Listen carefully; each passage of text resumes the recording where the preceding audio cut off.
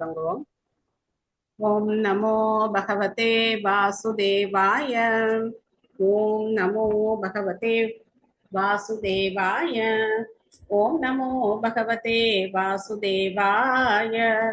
நாராயணம் நமஸ்கிருத்ய நரம் சைவ நரோத்தமம் தேவீம் சரஸ்வதிம் வியாசம் ततो जयमुदीरयेत् नष्टप्रायेषु भद्रेषु नित्यं बाहवद सेवया भगवती उत्तमश्लोके भक्तिर्भवती नैष्टुकी निगमकल्पतरोर्गलितं फलं सुखमुखात् अमृतद्रवसंयुतं पिबद बाहवतं रसमालयं मुहुरहो रसिका भुवि भावुकाः। ॐ अज्ञानतिमिरान्धस्य ज्ञानाञ्जनशलाकया चक्षुरुन्मिलितं येन तस्मै श्रीगुरवे नमः। श्रीचैतन्यमनोभीष्टं स्थापितं येन भूतले स्वयं रूपः कदा माह्यं ददाति स्वपदान्तिकम्।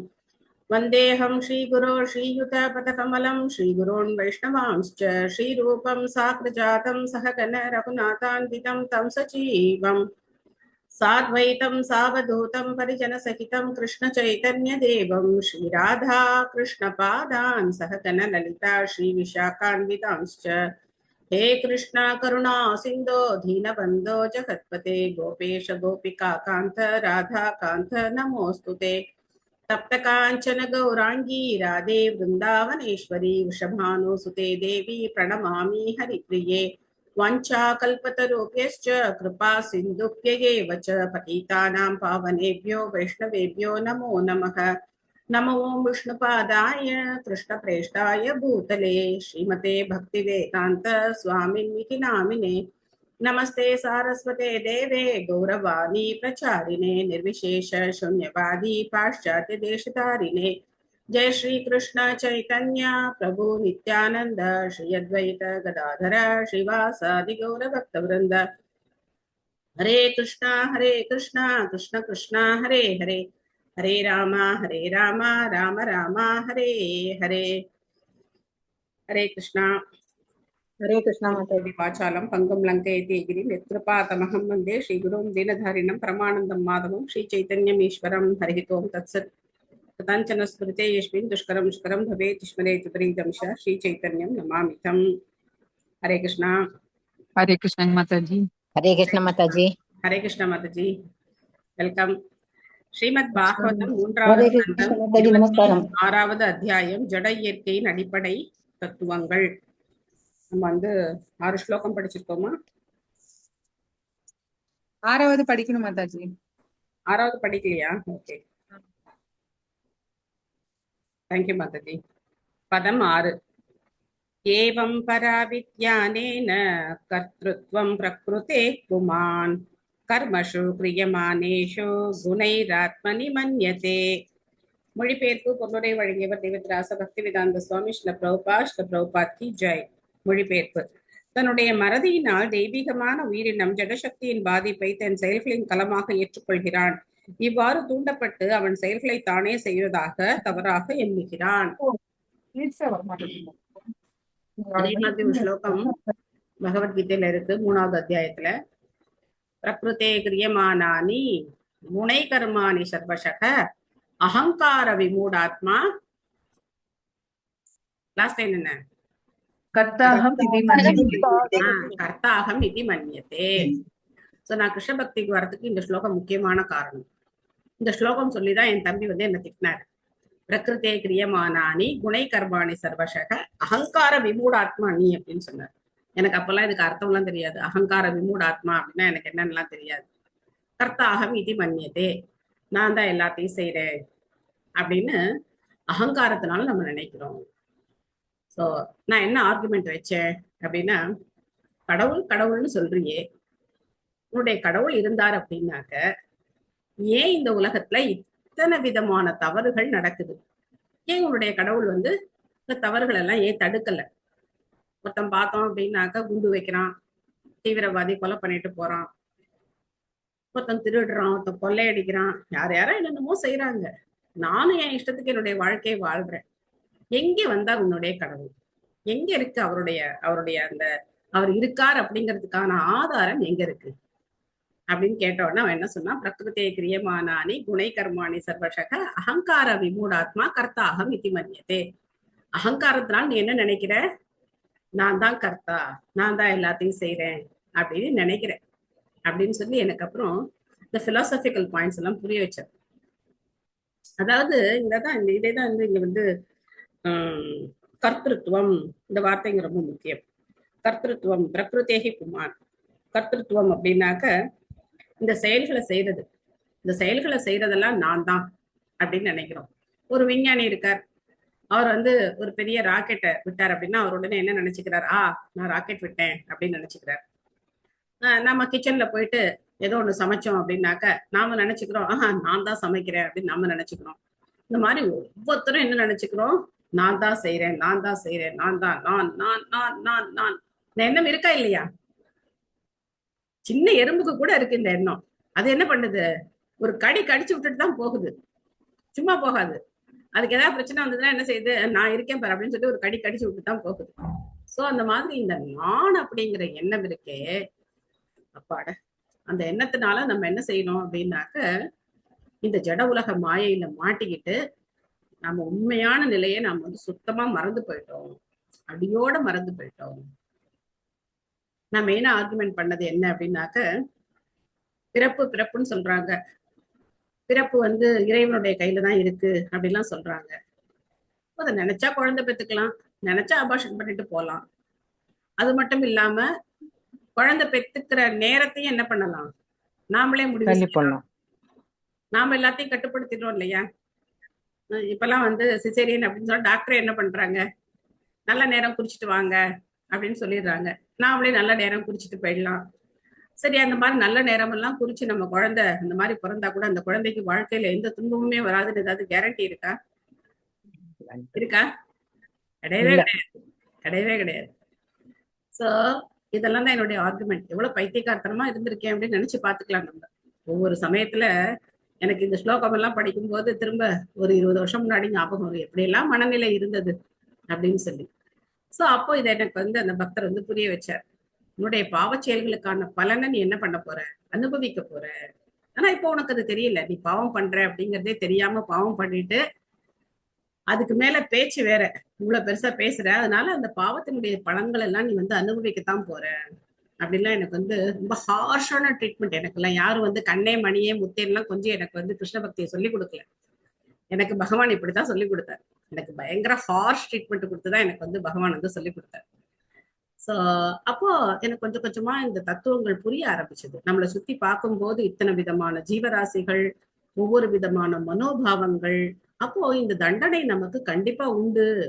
நாம செய்யற பாவ விளைவுகளுக்கு புண்ணிய காரியங்களுக்கும் நமக்கு பரிசும் உண்டு, தண்டனையும் உண்டு. ஆனா எல்லாத்தையும் மீறி, இந்த எல்லாத்தையும் மீறி ஆஹா என்னோட கிருஷ்ணா அப்படின்னு சொல்லி அந்த அன்பு எப்ப வருதோ அதுதான் பக்தி.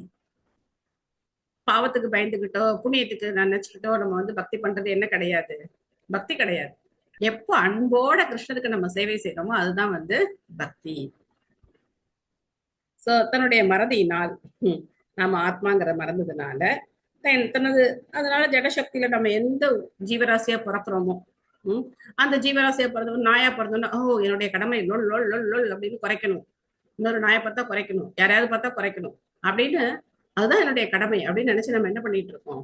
எந்த அந்த உடலை ஏத்துக்கிறோமோ அந்த உடலுக்கு ஏத்த மாதிரி நம்ம பல்வேறு சூழ்நிலைகளுக்கு ஏத்த மாதிரி நம்ம வாழ்க்கையை நம்ம வந்து அமைச்சுக்கிறோம். அதுதான் நாம அப்படின்னு நினைச்சு நம்ம வாழ்ந்துட்டு இருக்கோம். ஓகே, ஒரு முறை ஹேமமாலினி மாதாஜி படிக்கிறீங்களா? கொஞ்சம் சத்தமா படிங்க. ஹரே கிருஷ்ண மாதாஜி. ஹரே கிருஷ்ண. ஸ்ரீல பிரபுபாதைக்கு ஜெய்.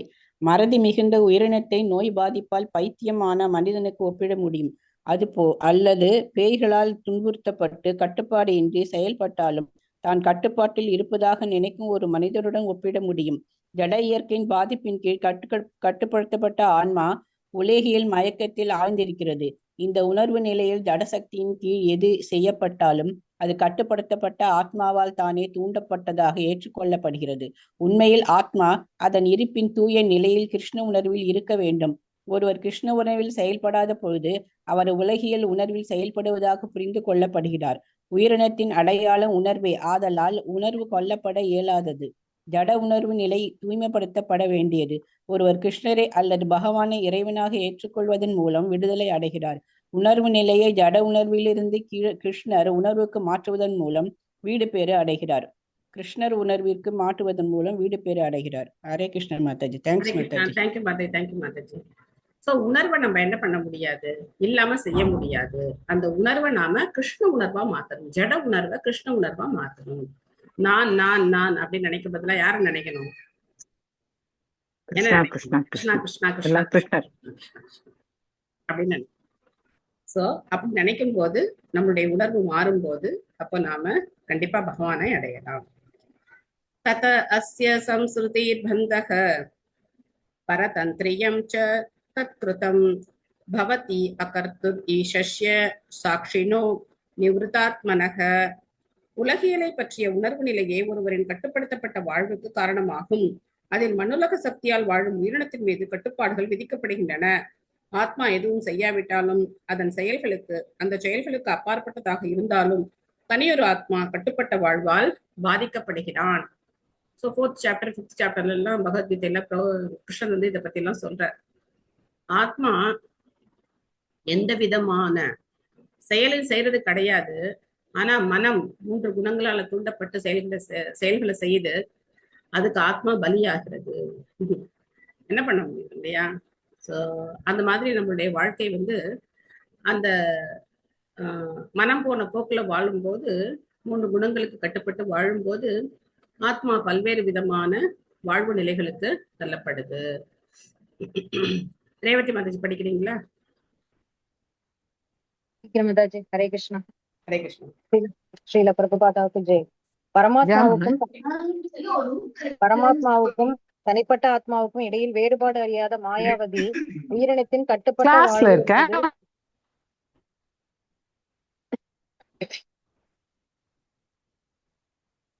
பரமாத்மாவுக்கும் தனிப்பட்ட ஆத்மாவுக்கும் இடையில் வேறுபாடு அறியாத மாயாவதி உயிரினத்தின் கட்டுப்பட்ட வாழ்வு என்பது இறைவனுடைய லீலா அல்லது திருவிளையாடல் என்று கூறுகிறார். ஆனால் லீலை எனும் சொல் பகவானுடைய செயல்பாடுகளின் வேலையை குறிப்பாக சுட்டுகிறது. மாயாவாதிகள் அந்த சொல்லை தவறாக பயன்படுத்துகின்றனர். உயிரினம் மலம் தின்னும் பன்றியாக ஆனாலும் அவரவர் தன்னுடைய திருவிளையாடல்களை அனுபவிக்கிறார் என்று கூறுகின்றனர். இது மிகவும் அச்சம் தரத்தக்க விளக்கமாகும். உண்மையில் பகவானே எல்லா உயிரினங்களின் தலைவரும் பாதுகாவலரும் ஆவார். அவருடைய லீலைகள் எந்த ஜட செயலுக்கும் அப்பாற்பட்ட தத்துவமாகும். பகவானின் அத்தகைய செயல்கள் உயிரினங்களை கட்டுப்பாட்டுடைய செயல்களின் நிலைக்கு தள்ளப்பட இயலாது. கட்டுப்பாடுடைய வாழ்வில் உயிரினம் ஜடசக்தியின் கைகளில் பிடிபட்டது போல இருப்பினும் உண்மையில் உயிருடன் இருக்கிறது. ஜடசக்தி எதையெல்லாம் ஆணையிடுகிறதோ கட்டுப்படுத்தப்பட்ட ஆன்மா அதையெல்லாம் செய்கிறது. அவருக்கு பொறுப்பு ஏதுமில்லை. அவர் செயல் நடைபெறுவதை காணும் சாட்சி ஆவார். ஆனால் அவருக்கு கிருஷ்ணனுடனான நிலைத்த தொடர்பில் அவருடைய குற்றத்தால் இந்த வழியில் செயல்படுமாறு அவர் வற்புறுத்தப்படுகிறார். அதனால் அவருடைய ஜடசக்தியாகிய மாயை மிகவும் ஆற்றலுடையதால் அது கட்டுப்படுத்த இயலாதது என்று பகவத்கீதையில் பகவான் கிருஷ்ணர் கூறுகிறார். ஆனால் ஒரு உயிரினம் தன்னுடைய உடல் அமைப்பு நிலை கிருஷ்ணருக்கு தொண்டு செய்யவே உள்ளது என்பதை புரிந்து கொண்டு அவர் அதற்கேற்ப செயல்படவும் முயற்சி செய்தால் பின்னர் அவர் எவ்வளவு கட்டுப்பாட்டில் இருந்தாலும் மாயையின் பாதிப்பு உடனே மறைந்துவிடும். இது தெளிவாக பகவத்கீதையின் 7ஆம் அத்தியாயத்தில் குறிப்பிடப்பட்டுள்ளது. கிருஷ்ணர் உதவியில்லாத நிலையில் தன்னை சரணடையும் எவருடைய பொறுப்பையும் எடுத்துக்கொள்கிறார். இவ்வாறு மாயை அல்லது கட்டுப்படுத்தப்பட்ட வாழ்வின் பாதிப்பு அகற்றப்படுகிறது. ஆத்மா உண்மையில் சத் சித் ஆனந்தம், நித்தியமான இன்பம் நிறைந்த அறிவுமயமானது. ஆயினும் மாயையின் பிடிகளுக்கு கீழே அது தொடர்ந்த பிறப்பு, இறப்பு, நோய் மற்றும் மூப்பு இவற்றால் வருந்துகிறது. ஒருவர் இந்த ஜடவுலக இருப்பின் நிலையை குணமாக்குவதில் தீவிரமாக இருக்க வேண்டும். கிருஷ்ணர் பற்றிய உணர்வுக்கு தன்னை மாற்ற வேண்டும். இவ்வாறு அவருடைய நீண்ட துன்பம் கஷ்டமின்றி திணிக்கப்படுகிறது. சுருக்கமாக, கட்டுப்படுத்தப்பட்ட ஆத்மாவின் துன்பம் ஜட இயற்கையின் மீது அவருக்கு உள்ள பற்றால் ஏற்படுவதாகும்.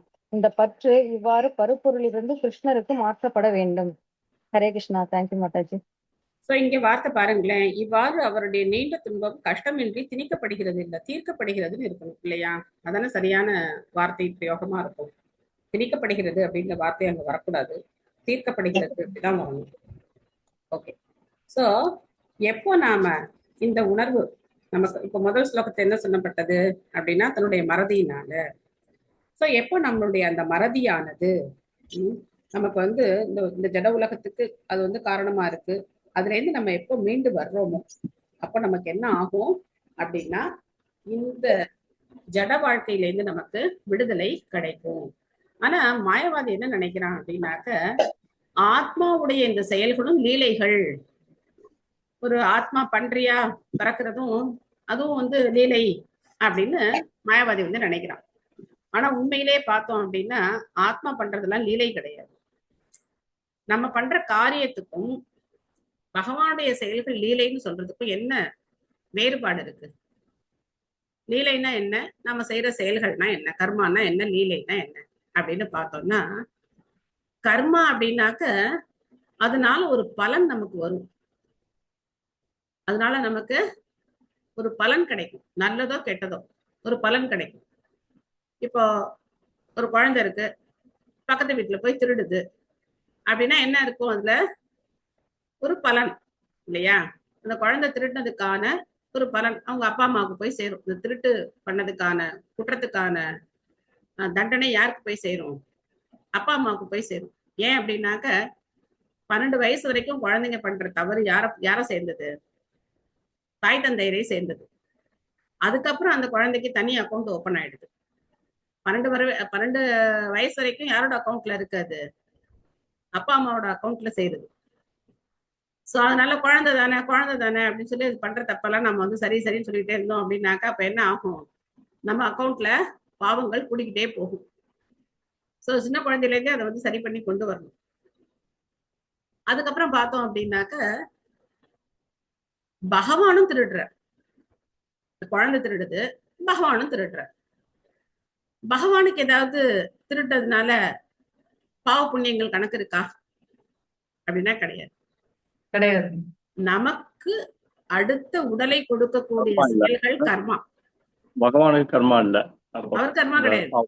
கிடையாது. யசோத மாய்க்கோ நந்த மகாராஜருக்கோ ஒரு கர்மாவும் கிடையாது.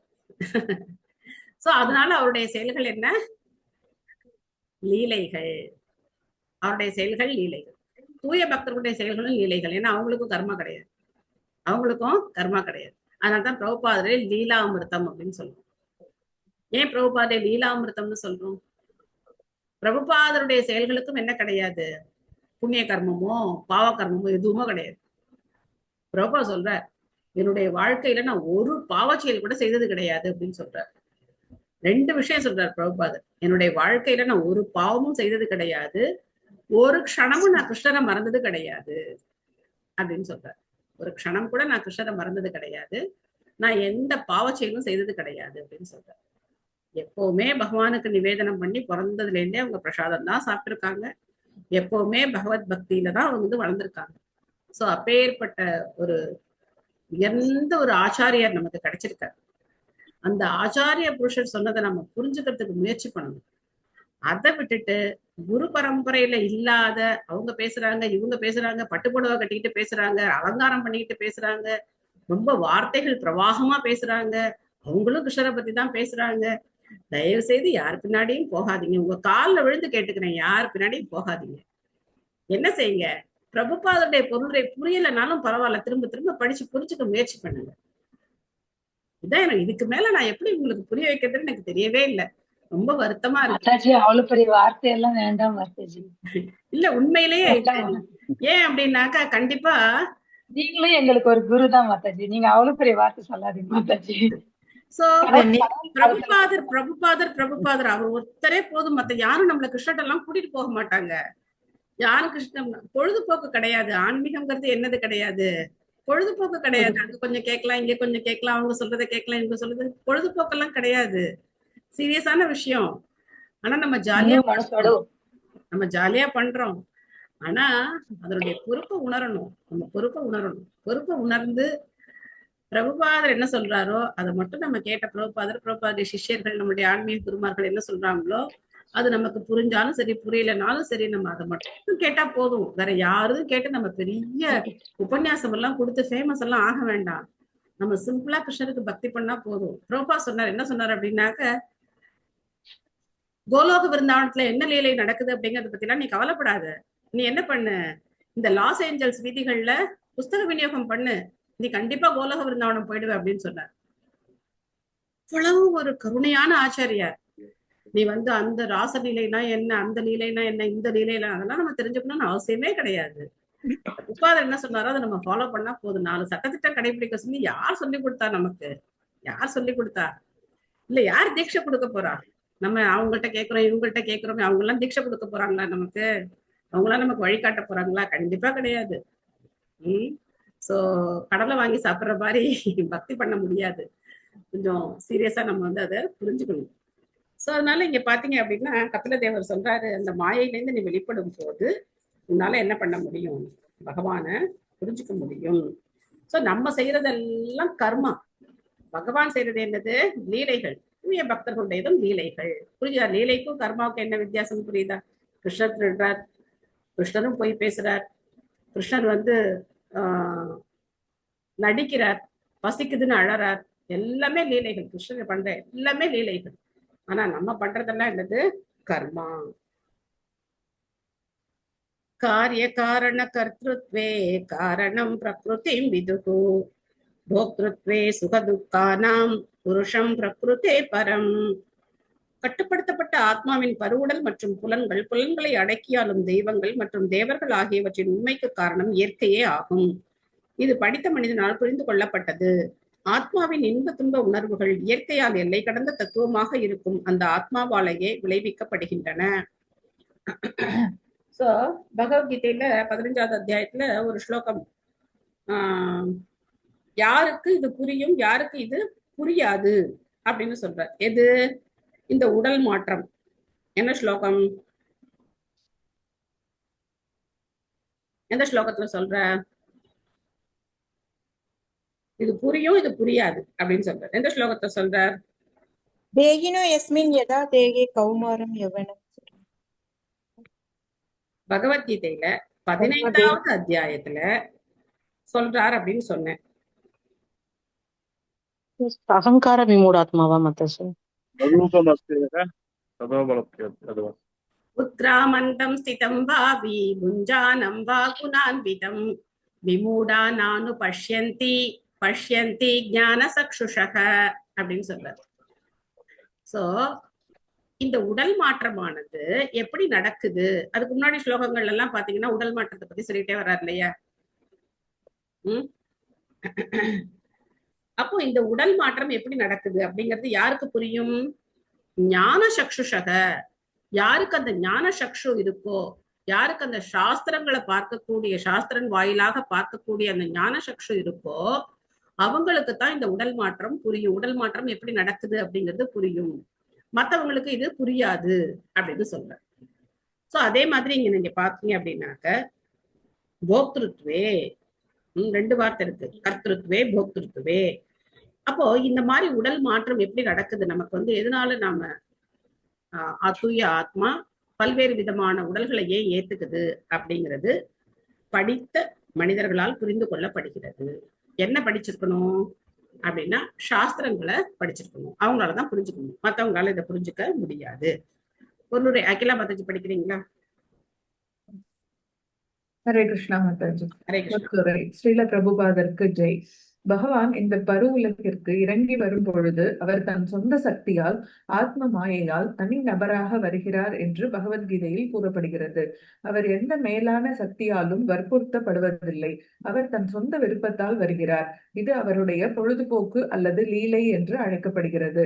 ஆனால் கட்டுப்படுத்தப்பட்ட ஆன்மா ஜட இயற்கையின் 3 குணங்களின் கீழ் ஒரு குறிப்பிட்ட வகையான உடலையும் புலன்களையும் எடுக்க வற்புறுத்தப்படுகிறது என்று தெளிவாக இங்கு குறிப்பிடப்பட்டுள்ளது.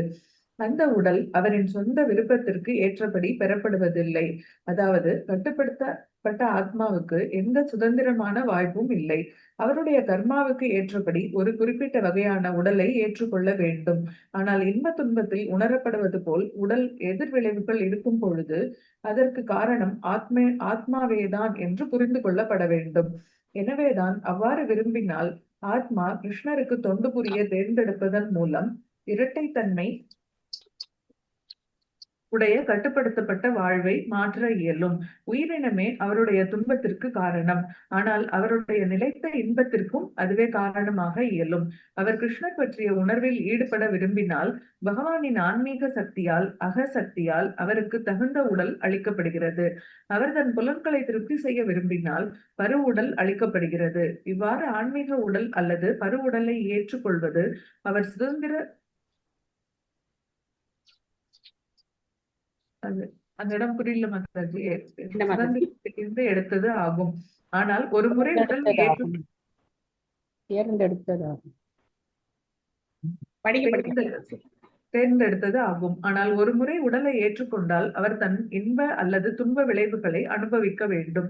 மாயாவாத தத்துவவாதி அளிப்பது என்னவென்றால் உயிரினம் ஒரு பன்றியின் உடலை ஏற்றுக்கொள்வதன் மூலம் தனது லீலைகளை அனுபவிக்கிறது என்பதாகும். இந்த கருத்து ஏற்க இயலாதது. ஆயினும் ஏனென்றால் லீலை என்னும் சொல் இன்பத்திற்காக தானே விரும்பி ஏற்றுக்கொள்ளுதல் என்பதை குறிக்கிறது. அதனால் இந்த விளக்கம் மிகவும் தவறானது ஆகும். துன்பம் வலுக்கட்டாயமாக திணிக்கப்படும் பொழுது அது லீலை ஆகாது. பகவானின் லீலைகளும் கர்மத்தின் விளைவுகளால் கட்டுப்படுத்தப்பட்ட உயிர்கள் ஏற்றுக்கொள்ளுதலும் சமநிலையில் இல்லை. ஹரே கிருஷ்ணா. தேங்க்யூ. ஹரே கிருஷ்ணா. சோ பகவத்கீதையில 5வது அத்தியாயத்துல 14வது ஸ்லோகத்துல பகவான் சொல்றார், ந கர்த்ருத்வம் ந கர்மாணி லோகஸ்ய ஸ்ருஜதி பிரபுஹு ந கர்ம ஃபல சம்யோகம் ஸ்வபாவஸ்து பிரவர்த்ததே அப்படின்னு சொல்றார். சோ இந்த ஸ்லோகம், அடுத்த ஸ்லோகம் இதெல்லாம் ஆத்மா தான் பொறுப்பு. யார் பொறுப்பு? ஆத்மாதான் பொறுப்பு. எதுக்கு?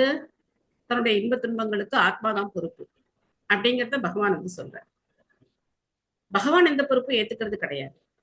அவருக்கு எந்த பொறுப்பும் இதுல நம்மளுடைய காரியங்கள்ல அவர் எந்த பொறுப்பும் ஏத்துக்கிறது கிடையாது. ஆத்மாதான் பொறுப்பு. ஆத்மா எனக்கு இதெல்லாம் தெரியாது அப்படின்னா சொல்ல முடியாது. இப்போ ஒரு ரோட்ல போய் வண்டி ஓட்டணும் அப்படின்னு சொன்னாக்க அவருக்கு என்ன தெரிஞ்சிருக்கணும்?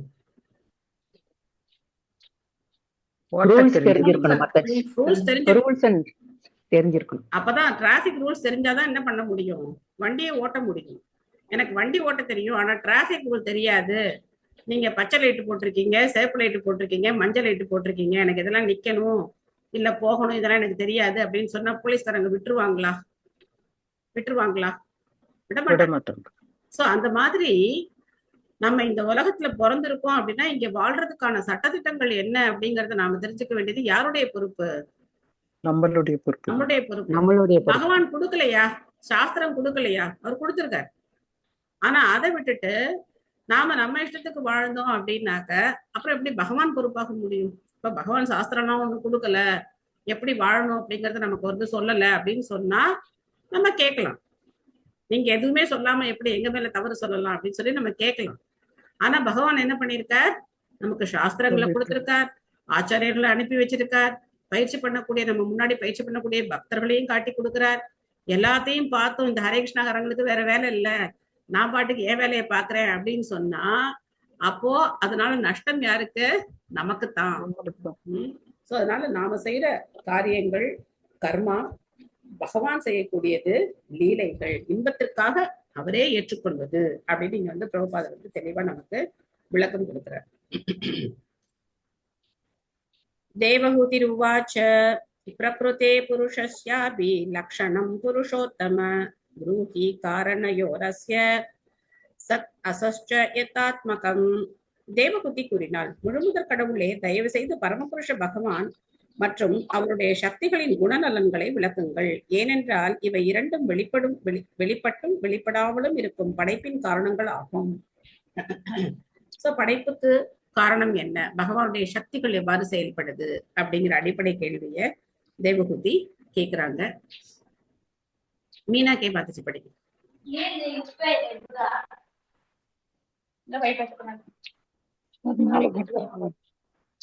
ஆச்சாரிய ஸ்ரீல பிரபுபாதத்தை ஒரு பெண் தன் கணவனுக்கு மனைவியாகவும் தன் குழந்தைக்கு அன்னையாகவும் தொடர்பு கொண்டிருத்தல் போல பிரகிருதி அல்லது ஜட இயற்கை அரமன் மற்றும் உயிரினங்களுடன் தொடர்பு கொண்டுள்ளது. பகவத்கீதையில் தான் இயற்கை அன்னைய குழந்தைகள், அதாவது உயிரினங்களுடன் கருவுறச் செய்து பின்னர் உள்பொருட்களில் எல்லாம் உயிரினங்களும் வெளிப்படுகின்றன என்று கூறப்படுகிறது. இயற்கையும் எல்லா உயிரினங்கள் கொள்ளும் தொடர்பு விளக்கப்பட்டுள்ளது. இப்போது ஜட இயற்கைக்கும் பரமனுக்கும் இடையே உள்ள தொடர்பை புரிந்து கொள்ளுதல் தேவகூதியால் விரும்பப்படுகிறது. அந்த தொடர்பின் விளைவு ஜட உலகு வெளிப்பட்டும் வெளிப்படாமலும் இருப்பதை குறிக்கிறது.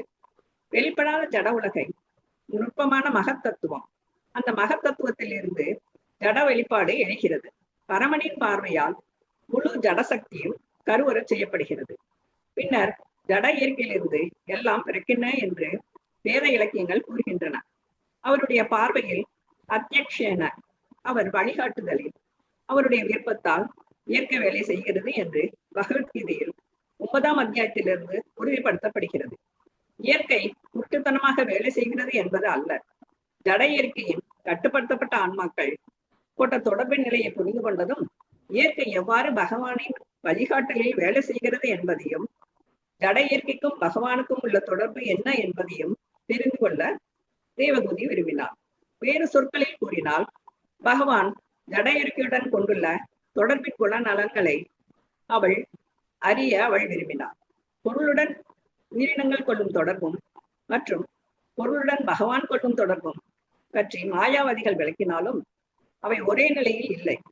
மாயாவாதி தத்துவவாதிகள் இந்த தடுமாற்றத்தை பகவானிடம் ஏற்று சொல்கிறார்கள். ஆனால் இது இயை உள்ளது அல்ல. பகவான் ஒருவதும் தடுமாறுவது இல்லை. அதுவே பகவானை வழிபடுபவர்களுக்கும் மாயாவதிகளுக்கும் இடையே உள்ள வேறுபாடு ஆகும். தேவகூதி அறிவு கூர்மை இல்லாதவள் அல்ல. உயிரினங்கள் பகவானின் நிலையில் இல்லை என்பதை புரிந்து கொள்ளும் அளவிற்கு அவள் அறிவு கூர்மை வாய்ந்தவள். உயிரினங்கள் மிக சிறியவையாக இருப்பதால் அவை தடுமாறுகின்றன அல்லது ஜட இயற்கையால் கட்டுப்படுத்தப்படுகின்றன.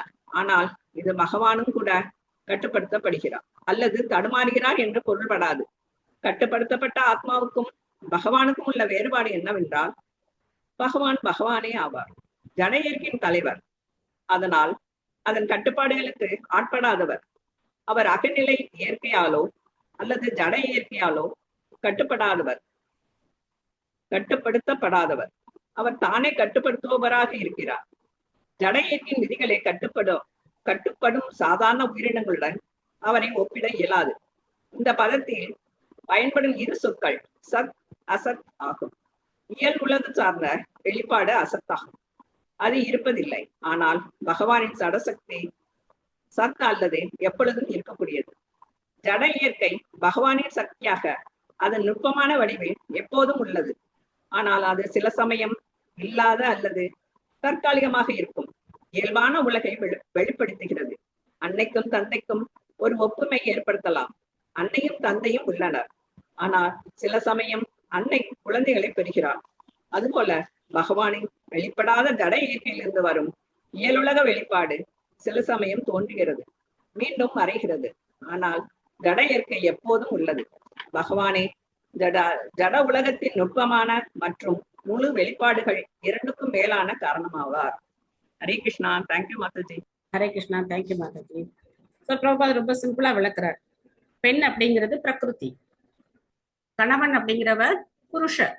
எப்படி கணவனும் மனைவியும் இணையும் போது குழந்தைகள் பிறக்கிறாங்களோ, அந்த மாதிரி இந்த ஜட இயற்கையை பகவான் எப்படி கருவுற செய்கிறார்? தன்னுடைய பார்வையினாலே கருவுற செய்கிறார்.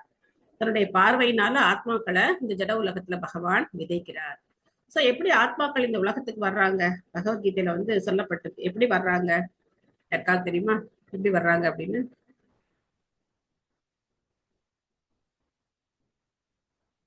மழை மூலமா வர்றாங்க. ஆத்மாக்கள் எது மூலமா வர்றாங்க?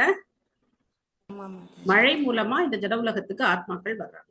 சோ அப்படி அவங்க சாப்பிடக்கூடிய அந்த மழையிலேருந்து விளையக்கூடிய தானியங்கள்ல போய் உட்கார்ந்துக்கிறாங்க. அந்த தானியங்களை சாப்பிடக்கூடிய ஆண் பெண் மூலமா அந்த ஆத்மா ஒரு உடலை ஏற்குது. அது நாய் உடலோ மனித உடலோ எப்படி விட இருக்கு.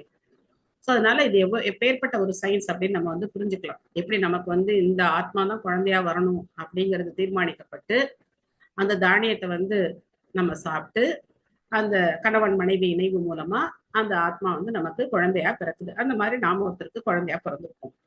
சோ இந்த தொடர்பு ஒரு புருஷனுக்கும் பிரகிருதிக்கும் இருக்கக்கூடிய தொடர்பு மாதிரி இந்த ஜட இயற்கைக்கும் பகவானுக்கும் உள்ள தொடர்பை தெரிஞ்சுக்கிறதுக்காக தேவகூதி விருப்பப்படுறாங்க. ஆனா தேவகூதிக்கு கிளியரா தெரியும் பகவான் நம்மள மாதிரி ஒரு சாதாரண கட்டுப்படுத்தப்பட்ட ஆத்மா கிடையாது அப்படிங்கிறது அவங்களுக்கு நல்லா தெரியும்.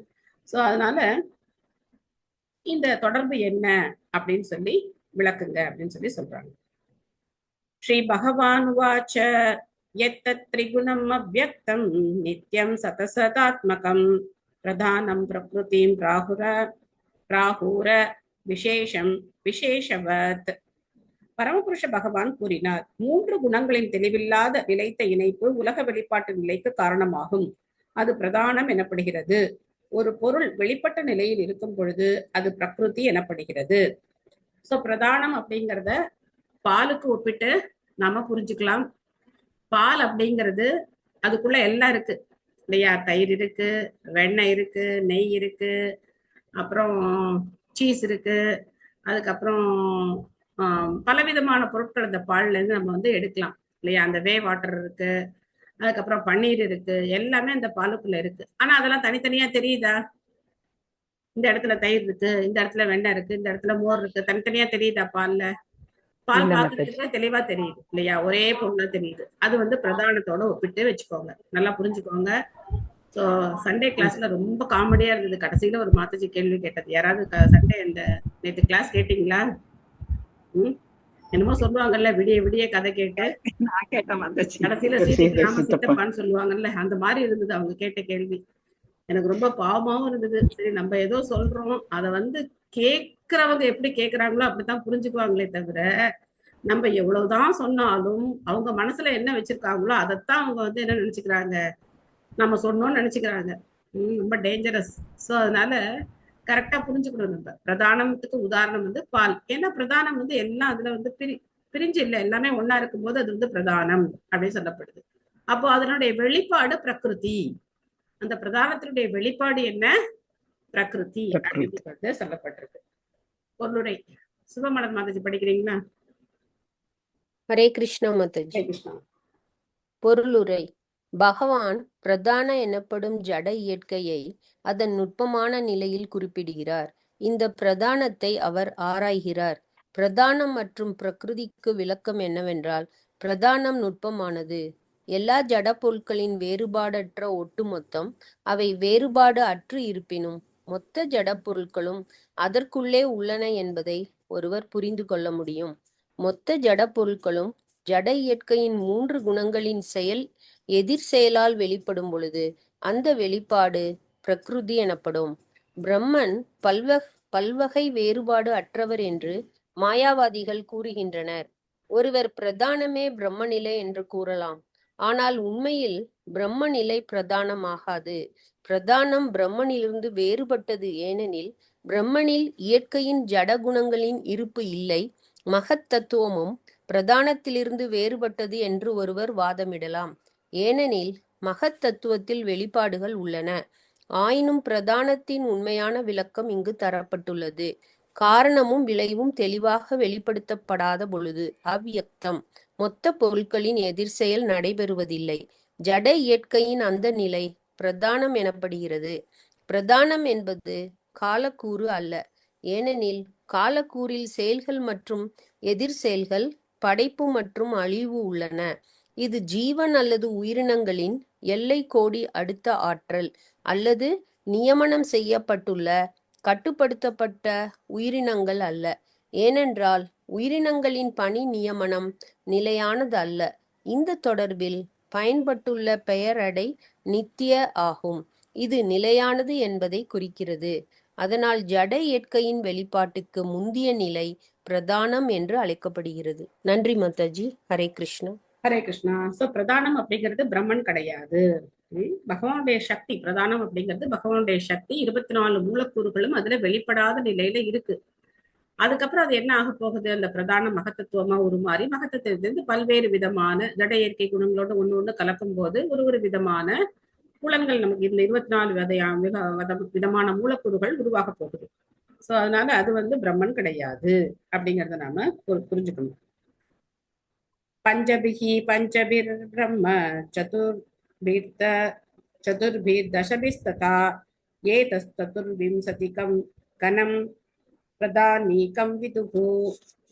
இப்போ அந்த பிரதானம் எப்படி வெளிப்பட போகுது?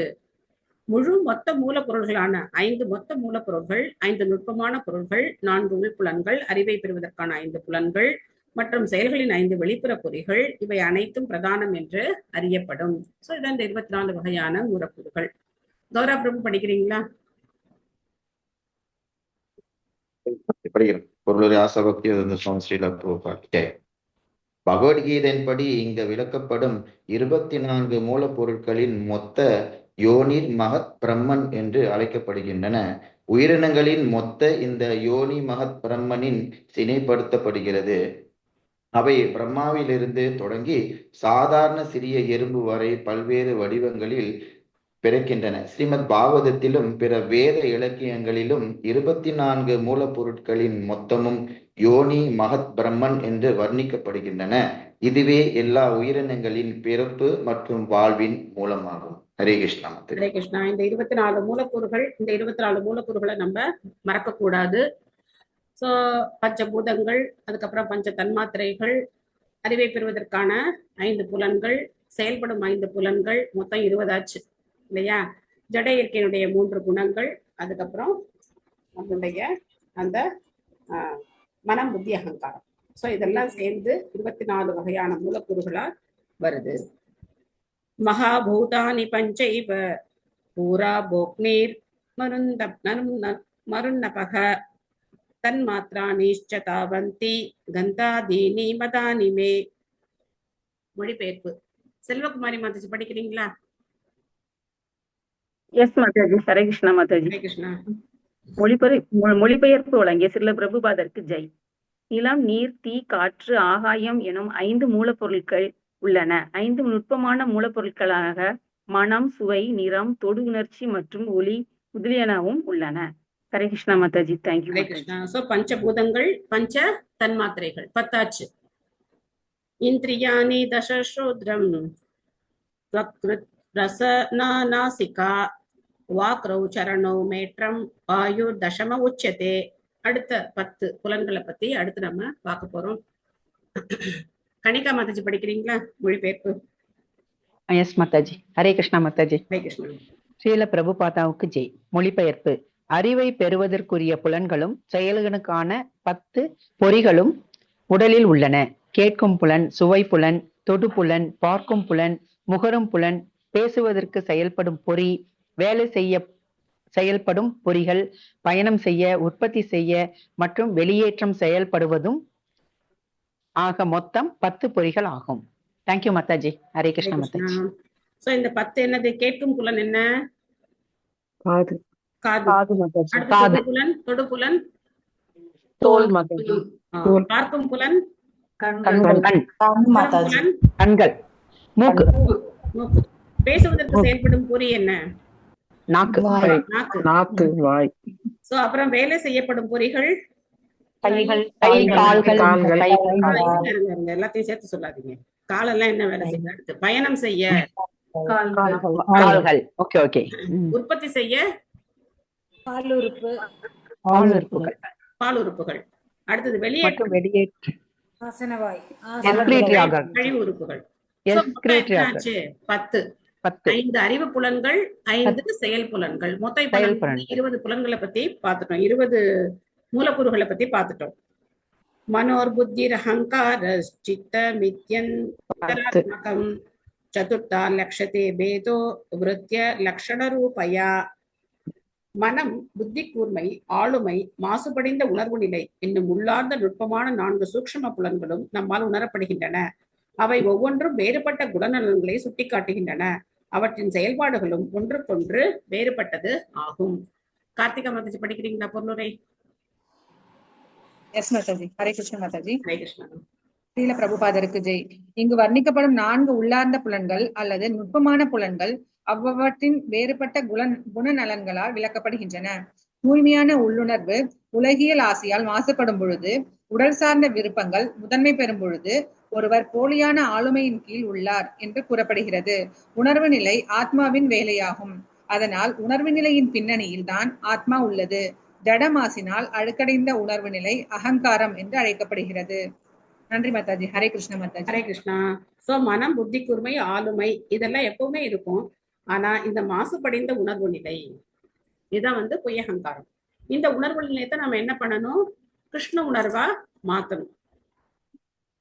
ஏதாவனேன சாங்கியாதோ பிரம்மனக சகுணஸ்யஹ சந்நிவேஷோ மயா புரோக்தோயஹ கால பஞ்சவிம்சக. இவை எல்லாம் தகுதி வாய்ந்த பிரம்மனாக கருதப்படுகின்றன.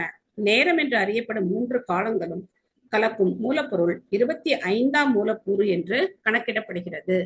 ஸோ ஒவ்வொரு கால்குலேஷன் படி 24, 25, 26 வரைக்கும் போகும். ஸோ அதனால நம்ம வந்து ரொம்ப அதை பத்திலாம் குழப்பிக்க வேண்டாம்.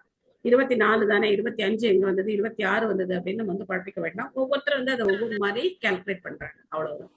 ஸோ படிச்சவங்க தயவு செய்து உங்களுடைய கைகளை தாழ்த்தி விடவும். சத்யா மாதாஜி படிக்கிறீங்களா? ஹரே கிருஷ்ண மாதாஜி படிப்பேன். மொழிபெயர்ப்பு மற்றும் பொருளுரை வழங்கிய ஸ்ரீல பிரபுபாதருக்கு ஜெய். பொருளுரை. வேதத்தினது கூற்றின்படி பிரம்மனுக்கு அப்பால் உயிர் பொருள் ஏதும் இல்லை. சர்வம் கல்ப இதம் பிரம்ம. சாந்தோக்கிய உபனிஷத் 3.11 14.1. விஷ்ணு புராணத்திலும் இது குறிப்பிடப்பட்டுள்ளது. நாம் பார்க்கும் எதுவும் பரஸ்ய பிரம்மன சக்தி எல்லாமே மேலான பரம சத்தியத்தின் பிரம்மனின் சக்தியின் விரிவு ஆகும்.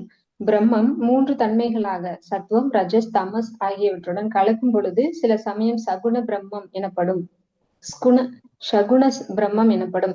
இந்த 25 மூலக்கூறுகள் அடங்கிய ஜட விரிவில் முடியும். நிர்குண பிரம்மனின் ஜட மாசில்லாதது அல்லது அகநிலை உலகில் 3 குணங்களான சத்வம், ரஜஸ், தமஸ் ஆகியவை இல்லை. நிர்குண பிரம்மம் இருக்கும் இடத்தில் கலப்படமற்ற சத்வகுணம் உள்ளது. சாங்கிய முறை தத்துவத்தால் சகுண பிரம்மம் காலக்கூறையும் சேர்த்து 25 மூலக்கூறுகளை உள்ளடக்கியதாக வர்ணிக்கப்படுகிறது. ஹரே கிருஷ்ண மாதாஜி. ஹரே கிருஷ்ணா. சோ இங்க என்ன இன்னொரு அடிஷனலா என்ன செய்யறது? 24 மூலக்கூறுகளோட காலம் செய்து 25 மூலக்கூறுகளா சாங்கிய தத்துவத்தின்படி விளக்கப்படுகிறது. சோ இங்க வந்து சகுண பிரம்ம, நிர்குண பிரம்ம அப்படின்னு பார்க்கணும். சகுண பிரம்ம அப்படின்னாக்க குணங்களோட, இந்த பிரம்மன் வந்து குணங்களோட கலக்கும் போது அது சகுண பிரம்ம அப்படின்னு சொல்லப்படுது. இந்த உலகத்துல அதனாலதான் படைப்பு அப்படிங்கிறது ஏற்படுது. ஒவ்வொரு புலன்களும் அந்த மாதிரிதான் நமக்கு வந்து உற்பத்தி ஆகுது. சத்துவகுணத்தோட கலக்கும் போது மனம் உற்பத்தி செய்யப்படுது. இந்த மாதிரி நம்ம வந்து ஒவ்வொரு இதுவும் நம்ம அடுத்து முன்னாடியே படிச்சோம், நிறைய தடவை படிச்சோம், திரும்பவும் அதை தான் படிக்க போறோம். அந்த மாதிரி இல்லாம இதே புலன்கள் ஆன்மீக உலகத்திலயும் இருக்கு. இதே கேட்கிற புலன், தொடு புலன், நுகரும் புலன் எல்லாமே நமக்கு ஆன்மீக உலகத்திலயும் இருக்கு. ஆனா அது எதனுடைய கலப்பினால உருவாகிறது கிடையாது. ஜட இயற்கையுடைய 3 குணங்களின் கலப்பினால உருவாகிறது கிடையாது. சோ அதனால அது வந்து நிர்குண பிரம்ம அப்படின்னு சொல்லப்படுது.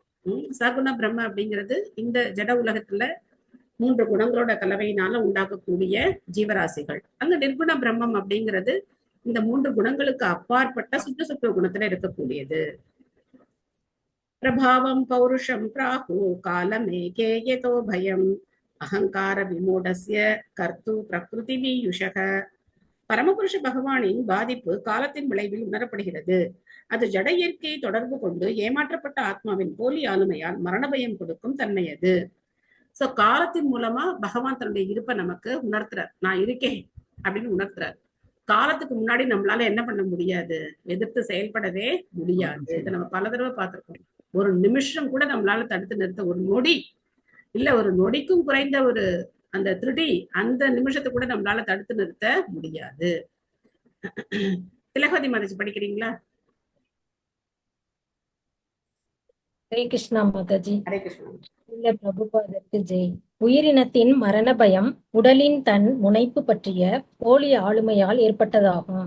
எல்லோரும் மரணத்திற்கு அஞ்சுகிறார்கள். உண்மையில் ஆத்மாவிற்கு மரணம் இல்லை. ஆனால் தன்னை உடலுடன் இனம் காணுதலில் நாம் மூழ்கியிருப்பதன் காரணமாக மரண பயம் வளர்ச்சி அடைகிறது. ஸ்ரீமத் பாகவதத்தில் 11.2.37 பயம் திவி தீயா வினிவேஷத சியாத் என்று குறிப்பிடப்பட்டுள்ளது. திவிதீய என்றால் பொருளை குறிப்பிடும் சொல். அது ஆத்மாவுக்கு அப்பாற்பட்டது. பொருள் என்பது ஆத்மாவின் 2ஆந்தர வெளிப்பாடு ஆகும். ஏனெனில் பொருள் ஆத்மாவிலிருந்து உருவாகும் வர்ணிக்கப்பட்ட ஜட மூலப்பொருட்கள் பரம பகவானால் அல்லது பரமாத்மாவால் உண்டாவது போல உடலும் ஆத்மாவின் விளைபொருளாகும். அதனால் பருவுடல் மீதிய அல்லது இரண்டாம் என்று அழைக்கப்படுகிறது. இந்த ஆத்மாவின் இரண்டாம் மூலப்பொருளில் அல்லது இரண்டாம் காட்சி பொருளில் மூழ்கியிருப்பவர் மரண பயம் உடையவர். ஒருவர் தான் தனது என்பது தன் உடல் அல்ல என்று முழுவதும் ஒப்புக்கொண்டால் மரண பயம் பற்றிய வினாவே எழாது. ஏனெனில் ஆத்மாவுக்கு மரணம் இல்லை. ஆத்மா பக்தி தொண்டின் ஆன்மார்த்தமாக ஈடுபட்டால் அவர் முழுவதுமாக பிறப்பிறப்பிலிருந்து விடுபடுகிறார். அவருடைய அடுத்த நிலை பருவுடலிலிருந்து முழு ஆன்மீக விடுதலை பெறுவதாகும். மரண பயம் பரமபுருஷ பகவானின் பாதிப்பை சுட்டிக்காட்டும் காலன் அல்லது காலக்கூறின் செயலாகும். பிற சொற்களில் கூறினால் காலம் அழியக்கூடியது. படைக்கப்பட்ட எதுவும் அழிவுக்கும் கரைதலுக்கும் ஆளாகக்கூடியது. அது காலத்தின் செயலாகும். காலம் பகவானின் பிரதிநிதியாகும். அது நம்மையும் பகவானிடம் சரணடையும்படி நினைவுபடுத்துகிறது. பகவான் நேரமாக இருந்து ஒவ்வொரு கட்டுப்படுத்தப்பட்ட ஆன்மாவுடன் பேசுகிறார். பகவத்கீதையில் அவர் கூறுகிறார், ஒருவர் அவரிடம் சரணடைந்தால் பின்னர் பிறப்பு இறப்பு பற்றிய பிரச்சனை இல்லை என்று. அதனால் நாம் காலக்கூற்றை நம் முன் நிற்கும் பரமபுருஷ பகவானாக ஏற்றுக்கொள்ள வேண்டும். இது மேலும் பின்வரும் பதத்தில் விளக்கப்பட்டுள்ளது. Hare Krishna. Thank you Mataji. Thank you Mataji. So மரண பயம் அப்படிங்கிறது இல்லாத ஜீவராசிகளே கிடையாது. அந்த மரண பயத்தினுடைய ஒரு பிரதிபலிப்பு தான் ஒவ்வொரு நிமிஷமும் நம்ம சொல்லுவோம், பயந்து பயந்து சாகுறேன் அப்படின்னு சொல்லுவோம். என்ன சொல்லுவோம்? வார்த்தை பிரயோகம், பயந்து பயந்து சாகுறேன் அப்படின்னு சொல்லுவோம். ஏன் அப்படின்னாக்க இந்த அனுபவம் நமக்கு பல பல பிறவிகள்ல ஏற்கனவே இருந்திருக்கு. அதனால அந்த சொல்லாடல் தானா வருது. குழந்தை கொஞ்ச நேரம் ஸ்கூல்ல இருந்து வரதுக்கு லேட் ஆயிடுச்சா உடனே பயம் வந்துடுது. என்னாச்சோ, ஏதாச்சோ, எங்க போச்சோ, எப்படி போச்சோ, உடனே பயம் வந்துடுது. ஸோ அந்த மாதிரி நமக்கு ஒவ்வொரு நிமிஷமும் பயம் அப்படிங்கிறது இருந்துகிட்டே இருக்கு. இந்த பயம் எதனால ஏற்படுது? நான் இந்த உடல் அப்படிங்கிற உணர்வுல நம்ம இருக்கிற வரைக்கும் இந்த பயம் நம்ம கூடவே இருக்கும்.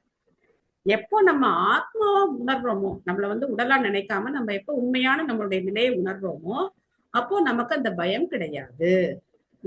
அந்த உணர்வு பயம் இருக்கும் போதெல்லாம் அப்ப நம்ம என்ன நினைச்சுக்கணும்? நம்ம இன்னும் ஆத்மான்னு புரிஞ்சுக்கல அப்படிங்கறத நாம உணரணும். சோ ஆத்மாவுக்கு மரணம் கிடையாது, ஆத்மாவுக்கு எந்த துன்பமும் கிடையாது, ஆத்மாவுக்கு ஒரு சந்ததியும் கிடையாது, ஆத்மாவுக்கு இந்த பௌதிக உலகத்துக்குமே தொடர்பு கிடையாது. அப்படின்னா என்ன அர்த்தம்? நமக்கும் இந்த பௌதிக உலகத்துக்கும் எந்த தொடர்பும் கிடையாது. அப்போ இந்த மனம் என்ன பண்ணிருக்கு? இந்த பௌதிக உலகோட நம்மள கட்டுப்போட்டு வச்சிருக்கு. அதை நம்ம புரிஞ்சுக்கிட்டோம் அப்படின்னாக்க அப்போ இங்க பிரபுபாதர் ரொம்ப அருமையா சொல்ற, காலத்தின் வடிவத்துல பகவான் நம்ம கூட பேசிக்கிட்டே இருக்காரு. காலத்தின் வடிவத்துல பகவான் என்ன பண்றாரா? நம்ம கூட பேசிக்கிட்டே இருக்காரு. ஆனா நம்ம என்ன பண்றோம்? டைம் பாஸ் பண்றோம். டைம் என்ன பண்றோம்? பாஸ் பண்ணிட்டே இருக்கோம். டைம் பாஸ் பண்ணாம டயத்தை நாம பகவானுடைய சேவையில ஈடுபடுத்தணும். பிரகிருதே குணசாமியஸ்ய நிர்விசேஷஸ்ய மானவி ஸ்ரேஷ்டாயதஹ ச பகவான் கால இத்யுபலக்ஷிதஹ. எனது அன்பு அன்னையே, ஓ சுயம்புவ மனுவின் மகளே, நான் விளக்கியது போல காலக்கூறு என்பதே பரமபுருஷ பகவான் ஆவார். அவரிடமிருந்து நடுநிலையான வெளிப்படுத்தாத இயற்கையின் பரபரப்பினால் படைப்பு தொடங்குகிறது. சோ பகவான் எப்படி படைப்பு ஆரம்பிக்கிறார்? அவருடைய சக்தினால இந்த படைப்பை பகவான் ஆரம்பிக்கிறார். பொருளுரை விஜயலட்சுமி மாதாஜி படிக்கிறீங்களா? ஹரே கிருஷ்ண மாதாஜி. படிக்கிறோம் மாதாஜி. ஹரே கிருஷ்ணன். பொருளுரை. சில பிரபுபாதிக்கு ஜெய். ஜட இருக்கையின் வெளிப்படாத நிலை பிரதான என்று அழைக்கப்படுகிறது. வெளிப்படாத ஜட இருக்கை பரமபுருஷ பகவானின் பார்வையால் கலக்கமுறும் போது அது வேறுபட்ட வழிகளில் தன்னை வெளிப்படுத்துகிறது. இந்த கலக்கத்திற்கு முன் அது நடுநிலையில் உள்ளது. ஜட இருக்கையின் 3 குணங்களின் தொடர்பு இன்றி உள்ளது. அதாவது ஜட இருக்கை பரமபுருஷ பகவானின் தொடர்பு இன்றி எந்தவித வெளிப்பாடுகளையும் உருவாக்க முடியாது. இது பகவத்கீதையில் மிக அழகாக விளக்கப்பட்டுள்ளது. பரமபுருஷ பகவானை ஜட இயற்கையின் விளைபொருட்களுக்கு காரணம். அவருடைய தொடர்பு இன்றி ஜட இயற்கை எதையும் உருவாக்க இயலாது. இதற்குரிய ஒரு தகுந்த சான்று சைதன்ய சரிதாமிரத்திலும் தரப்பட்டுள்ளது. ஒரு ஆட்டின் கழுத்தில் உள்ள காம்புகள் மார்பு காம்புகள் போல் தோன்றினாலும் அவை பால் தருவதில்லை. அதுபோல ஜட இயற்கை மிக சிறந்த முறையில் செயல்படுவது போலவும் எதிர் செயல்படுவது போலவும் ஜட உலக விஞ்ஞானிகளுக்கு தோன்றுகிறது. ஆனால் உண்மையில் அது கலக்குபவர் காலம் பரமபுருஷ பகவானின் பிரதிநிதி என்று செயல்படாது. காலம் ஜட இயற்கையின் சலனமற்ற நிலையை கலக்கும்போது ஜட இயற்கை பல்வேறு வெளிப்பாடுகளை உருவாக்க தொடங்குகிறது. முடிவாக பரமபுருஷ பகவானே படைப்புக்கு காரணம் என்று கூறப்படுகிறது.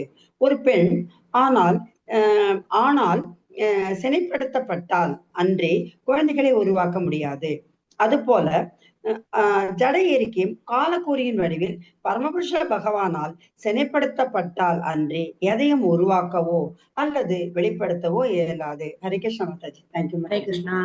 மயா அத்தியக்ஷேன பிரகிருதிஹி சூயதே ச சராச்சரம் ஹேதுநானேன கௌந்தேய ஜகத் விபரிவர்த்ததே அப்படின்னு பகவான் 9வது அத்தியாயத்துல சொல்றார்.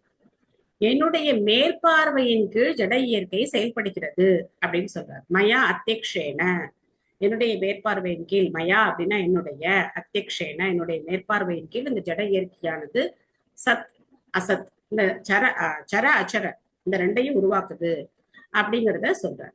சோ அதனால பகவானுடைய கட்டுப்பாடு இல்லாம, பகவானுடைய அந்த மேற்பார்வை இல்லாம, பகவானுடைய அந்த தொடர்பு இல்லாம ஜட இயற்கையினால தனிப்பட்டு செயல்பட முடியாது. இதுக்கு பிரபுபாதர் இங்க என்ன உதாரணம் கொடுக்குறாரு? ஆட்டோட கொம்பு கழுத்துல ஆட்டுக்கு காம்புகள் இருந்தாலும் அது பால் குடிக்க முடியாது. அது பால் கொடுக்காது. பாக்குறதுக்கு அது பால் சுரப்பிகள் மாதிரி தெரிஞ்சாலும் அதுல கறந்தா பால் எல்லாம் வராது. ஆட்டு கழுத்துல தொங்கிட்டு இருக்கும் இல்லையா, அதுல போய் கறந்தா பால் வருமா? வராது. ஆனா விஞ்ஞானிக்கு பார்க்க எப்படி தெரியுது? ஓ, ஜட இயற்கை தானா செயல்படுது, சூரியன் தானா உதிக்குது, நிலவு தானா வருது, இரவும் பகலும் தானா மாறுது, காலங்கள் தானா மாறுது அப்படின்னு விஞ்ஞானிகள் நினைக்கிறாங்க. உடனே நம்ம அதை கட்டுப்படுத்திடலாம் அப்படின்னு சொல்லி அவங்க நினைக்கிறாங்க. ஆனா அந்த ஜட இயற்கையை கட்டுப்படுத்தக்கூடியவர் பகவான் தான் அப்படிங்கறத அவங்களால என்ன பண்ண முடியல, ஏத்துக்க முடியல. அஜகலஸ்தன நியாயா அப்படின்னு சொல்லப்படுது. சமஸ்கிருதத்துல அஜகலஸ்தன நியாயா அப்படின்னு சொல்லப்படுது. அந்தக புருஷ ரூபேன கால ரூபேன யோ பஹிஹி சமன்வேத்யேஷ சத்வானாம் பகவானாத்மமாயையா. பரமபுருஷ பகவான் அவருடைய ஆற்றல்களை வெளிப்படுத்துவதன் மூலம் வெளியில் காலமாகவும் உள்ளே தன்னை பரமாத்மாவாகவும் வைத்துக் கொண்டு இந்த எல்லா வேறுபட்ட மூலக்கூறுகளையும் சரி செய்கிறார். கலாவதி மாதாஜி படிக்கிறீங்களா? படிக்கிறாங்க மாதாஜி. ஹரே கிருஷ்ணா. பொருளுரை வழங்கிய பிரபுபாதாக்கு ஜெய். மனதிற்குள் பரமபுருஷ பகவான் பரமாத்மாவாக உரைகிறார் என்று இங்கு குறிப்பிடப்பட்டுள்ளது. இந்த சூழ்நிலையும் பகவத்கீதையில் விளக்கப்பட்டுள்ளது. பரமாத்மா தனிப்பட்ட ஆத்மாவிற்கும் பக்கத்தில் இருந்து கொண்டு ஒரு சாட்சியாக செயல்படுகிறது. இதுவும் வேத இலக்கியத்தில் வேறு ஒரு இடத்தில் உறுதிப்படுத்தப்படுகிறது. 2 பறவைகள் உடலாகிய ஒரே மரத்தில் அமர்ந்துள்ளன. ஒன்று பார்க்கிறது, மற்றொன்று மரத்தில் பழங்களை தின்கிறது. தனிப்பட்ட ஆத்மாவின் உடலுக்குள் உறையும் இந்த புருஷ அல்லது பரமாத்மா பகவத்கீதையில் 13.23 உபத்ருஷ்டா சாட்சி மற்றும் அனுமந்தா இசைவு தரும் அதிகாரி என்று வர்ணிக்கப்படுகிறார். கட்டுப்படுத்தப்பட்ட ஆன்மா பகவானின் வெளி ஆற்றலினால் தனக்கு தரப்பட்டுள்ள குறிப்பிட்ட உடலின் இன்ப துன்பங்களில் ஈடுபடுகிறது. ஆனால் மேலான உயிரினம் அல்லது பரமாத்மா கட்டுப்படுத்தப்பட்ட ஆன்மாவிலிருந்து வேறானது. அவர் பகவத்கீதையில் மகேஸ்வரர் அல்லது பரம பகவான் என்று வர்ணிக்கப்படுகிறார். அவர் பரமாத்மா ஜீவாத்மா அல்ல. பரமாத்மா என்றால் மேலான ஆத்மா என்று பொருள். இந்த மேலான ஆத்மா கட்டுப்படுத்தப்பட்ட ஆன்மாவிற்கு வேண்டிய செயல்களை ஆணையிடுவதற்காக அவர் பக்கத்தில் அமர்ந்துள்ளார். கட்டுப்படுத்தப்பட்டுள்ள ஆத்மா ஜட இயற்கையின் மீது ஆட்சி புரிய இந்த ஜட உலகிற்கு வருகிறது. பகவானின் ஒப்புதல் இன்றி ஒருவர் எதையும் செய்ய முடியாது. ஆதலால் அவர் ஜீவாத்மாவுடன் சாட்சியாக ஒப்புதல் தருபவராக வசிக்கிறார். அவர் போக்தாவும் ஆவார். அவர் கட்டுப்படுத்தப்பட்டுள்ள ஆன்மாவிற்கு பாதுகாப்பும் உடலோம்புதலும் தருகிறார். உயிரினம் உடல் அமைப்பில் பரமபுருஷ பகவானின் அங்கமாக இருப்பதால் பகவான் உயிரினங்களிடம் மிகுந்த பற்றுள்ளவர். துரதிர்ஷ்டவசமாக உயிரினம் வெளியாற்றலால் மயக்கமடையும் பொழுது அல்லது தடுமாறும் பொழுது அவர் பகவானுடன் கொண்ட நிலையான தொடர்பை மறைக்கிறார். ஆனால் அவர் தன் உடலமைப்பு நிலையை உணர்ந்து கொண்டதும் விடுதலை பெறுகிறார். கட்டுப்படுத்தப்பட்ட ஆத்மாவின் அளவோடு கூடிய சுதந்திரம் ஒரு வரம்புக்கு உட்பட்ட அவரது நிலையினை வெளிப்படுத்துகிறது. அவர் விரும்பினால் அவர் பரமபுருஷ பகவானை மறந்துவிட்டு ஜட இயற்கையின் மீது ஆட்சி செலுத்துவதற்கென்று போலியான ஆளுமையுடன் இந்த ஜட ஈர்ப்புக்கு வரலாம். ஆனால் அவர் விரும்பினால் அவர் பகவானின் தொண்டிற்கு வரலாம். தனிப்பட்ட உயிரினத்திற்கு அந்த சுதந்திரம் தரப்படுகிறது. அத்தகையவரின் கட்டுப்பட்ட வாழ்வு முடிவுறுகிறது. அவர் தன் முகத்தை பகவானை நோக்கி திருப்பியவுடன் அவரது வாழ்வும் வெற்றி பெறுகிறது. ஆனால் அவர் தன் சுதந்திரத்தை தவறான முறையில் பயன்படுத்தி ஜடவுலக வாழ்வில் நுழைகிறார். ஆயினும் பகவான் கருணையுள்ளவர். பரமாத்மாவாக அவர் கட்டுப்படுத்தப்பட்ட ஆத்மாவுடன் எப்பொழுதும் உள்ளார். பகவானின் அக்கறையானது ஜட உடலில் இருந்து அனுபவிக்கவோ அல்லது துன்பப்படவோ இல்லை. அவர் ஜீவனிடத்தில் இசைவு தருபவராகவும் பார்வையாளராகவும் உள்ளார். அதனால் உயிரினம் அவரவரது செயல்களின் முடிவுகளை நல்லது அல்லது தீயதை பெற்றுக்கொள்ள நேரிடும். கட்டுப்படுத்தப்பட்ட ஆன்மாவின் உடலுக்கு வெளியில் பரமபுருஷ பகவான் காலக்கூறாக உள்ளார். சாங்கிய முறை தத்துவத்தின்படி 25 மூலக்கூறுகள் உள்ளன. முன்பே வர்ணித்த 24 மூலப்பொருட்களுடன் காலக்கூறும் சேர்ந்து 25 ஆகும். படித்த சிறந்த தத்துவவாதிகளின் கருத்துப்படி பரமாத்மாவும் சேர்க்கப்பட்டு 26 மூலப்பொருட்களாக உருவாகிறது. தேங்க்யூ மாதாஜி. ஹரே கிருஷ்ணா. சோ நம்ம இதயத்துல பகவான் பரமாத்மாவா இருக்கார். இது உபனிஷதங்கள்ல நம்மளுடைய உடல் அப்படிங்கிறது ஒரு மரத்துக்கு ஒப்பிட்டு சொல்லப்படுது. மரத்துல எத்தனை பறவைகள் இருக்காங்க? 2 பறவை. 2 பறவை என்ன பண்ணுது? இன்னொரு பறவை என்ன பண்ணுது? ஒரு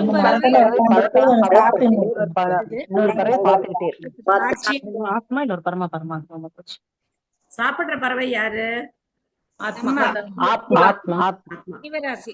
ஜீவராசிகள். ஓகே, நாம தான். சாப்பிடுற பறவை யாரு? சாட்சி பறவை யாரு? சோ இந்த மாத்தி விட்டுறக்கூடாது. இந்த கனெக்ஷனை நம்ம மாத்தி விட்டுறக்கூடாது. சரியா? சாப்பிடுற பறவை நாம, சாட்சி பறவை பகவான் பரமாத்மா. அப்போ அந்த சாட்சி பறவையா இருந்து பகவான் என்ன பண்ணிட்டே இருக்கார்? எப்படா நீ என்ன பாப்ப அப்படின்னு சொல்லி நம்ம கூடவே, நம்ம இந்த கிளைக்கு தாவினா அவரும் டங்குன்னு தாவி வர, நம்ம அந்த கிளைக்கு தாவினா அவரும் தாவி வர. இந்த கிளை விட்டு கிளை தாவுறது என்னது? ஒரு உடலை விட்டு இன்னொரு உடலுக்கு ஜனனம் மரணம் இன்னொரு உடலை நாம ஏத்துக்கிறது. இப்ப மனிதர்களா பிறந்திருக்கோம், அடுத்த உடல்ல போய் நாயா பிறந்து லொல்லு குறைச்சா பகவான் என்ன பண்ணிருப்பார்? பரமாத்மா நம்ம கூடவே இருப்பார், நம்ம இதயத்திலேயே பகவான் இருப்பார். சோ இந்த மாதிரி நம்ம கிளை விட்டு கிளை தாவி, ஒரு பழம் சாப்பிடும் போது அந்த பழம் ரொம்ப இனிப்பா இருக்கு, ஒரு பழம் சாப்பிடும் போது கசப்பா இருக்கு. சோ நம்ம அந்த மரத்திலே என்ன பண்ணிக்கிட்டே இருக்கோம்? சுத்திக்கிட்டே இருக்கோம். பகவத்கீதையில 2வது அத்தியாயத்துல 22வது ஸ்லோகம் 2.22 வாசாம்சி ஜீர்ணானி யதா விஹாய நவானி கிருண்ணாதி நரோபராணி ததா சரீராணி விஹாய ஜீர்ணானி அந்யானி சம்யாதி நவானி தேஹி. Very good. சோ அந்த பொருளுரையில பிரபுபாதர் இந்த உபனிஷத் ஸ்லோகத்தை கொடுக்கிறார். சமானே விருக்ஷ புருஷோ நிகம்னோ நிஷ்யா சோச்சதி முஹ்யமானஹ ஜுஷ்டம் யதா பஷ்யந்தி அன்யமீஷம் அஸ்ய மகிமானம் இதி வீதசோகஹ. இந்த ஸ்லோகத்தை பிரபுபாதர் அந்த பொருளுரையில கொடுக்கிறார். எடுத்து படிச்சு பாருங்க. 2.22 எடுத்து படிச்சு பாத்தீங்கன்னா, இந்த சமானே விருக்ஷ, இந்த மரத்துல 2 பறவைகள் இருக்கு. ஒரு பறவை உண்ணும் பறவை, இன்னொரு பறவை சாட்சி பறவை. எப்போ நம்ம பகவானை திரும்பி பாக்குறோமோ அப்போ நம்மளுடைய வாழ்க்கை வெற்றி. பகவானை திரும்பி பார்க்காமலேயே கூட இருக்கலாம், வேண்டவே வேண்டாம்னு சொல்லிட்டு கூட இருக்கலாம். அந்த சுதந்திரம் நமக்கு கொடுக்கப்பட்டிருக்கு, அந்த சுதந்திரமும் கொடுக்கப்பட்டிருக்கு. ஆனா உண்மையிலே சுதந்திரம் கொடுக்கப்பட்டிருக்கான்னா கிடையாது. உண்மையிலே சுதந்திரம் அப்படிங்கிறது கிடையாது. சுதந்திரம்னா என்ன அர்த்தம்? சுதந்திரம்னா என்ன? நம்மளோட இஷ்டத்துக்கு பண்றது. நம்ம இஷ்டத்துக்கு. ஆனா நம்ம இஷ்டத்துக்கு பண்ணோம் அப்படின்னா அப்போ அதுக்கு என்ன கிடைக்கும்? தண்டனையும் கிடைக்கும், அதே சமயத்துல பரிசும் கிடைக்கும். 2மே கிடைக்கும். தண்டனை மட்டும் கிடைக்கும் கிடையாது. அதனால சுதந்திரம் இருக்கா?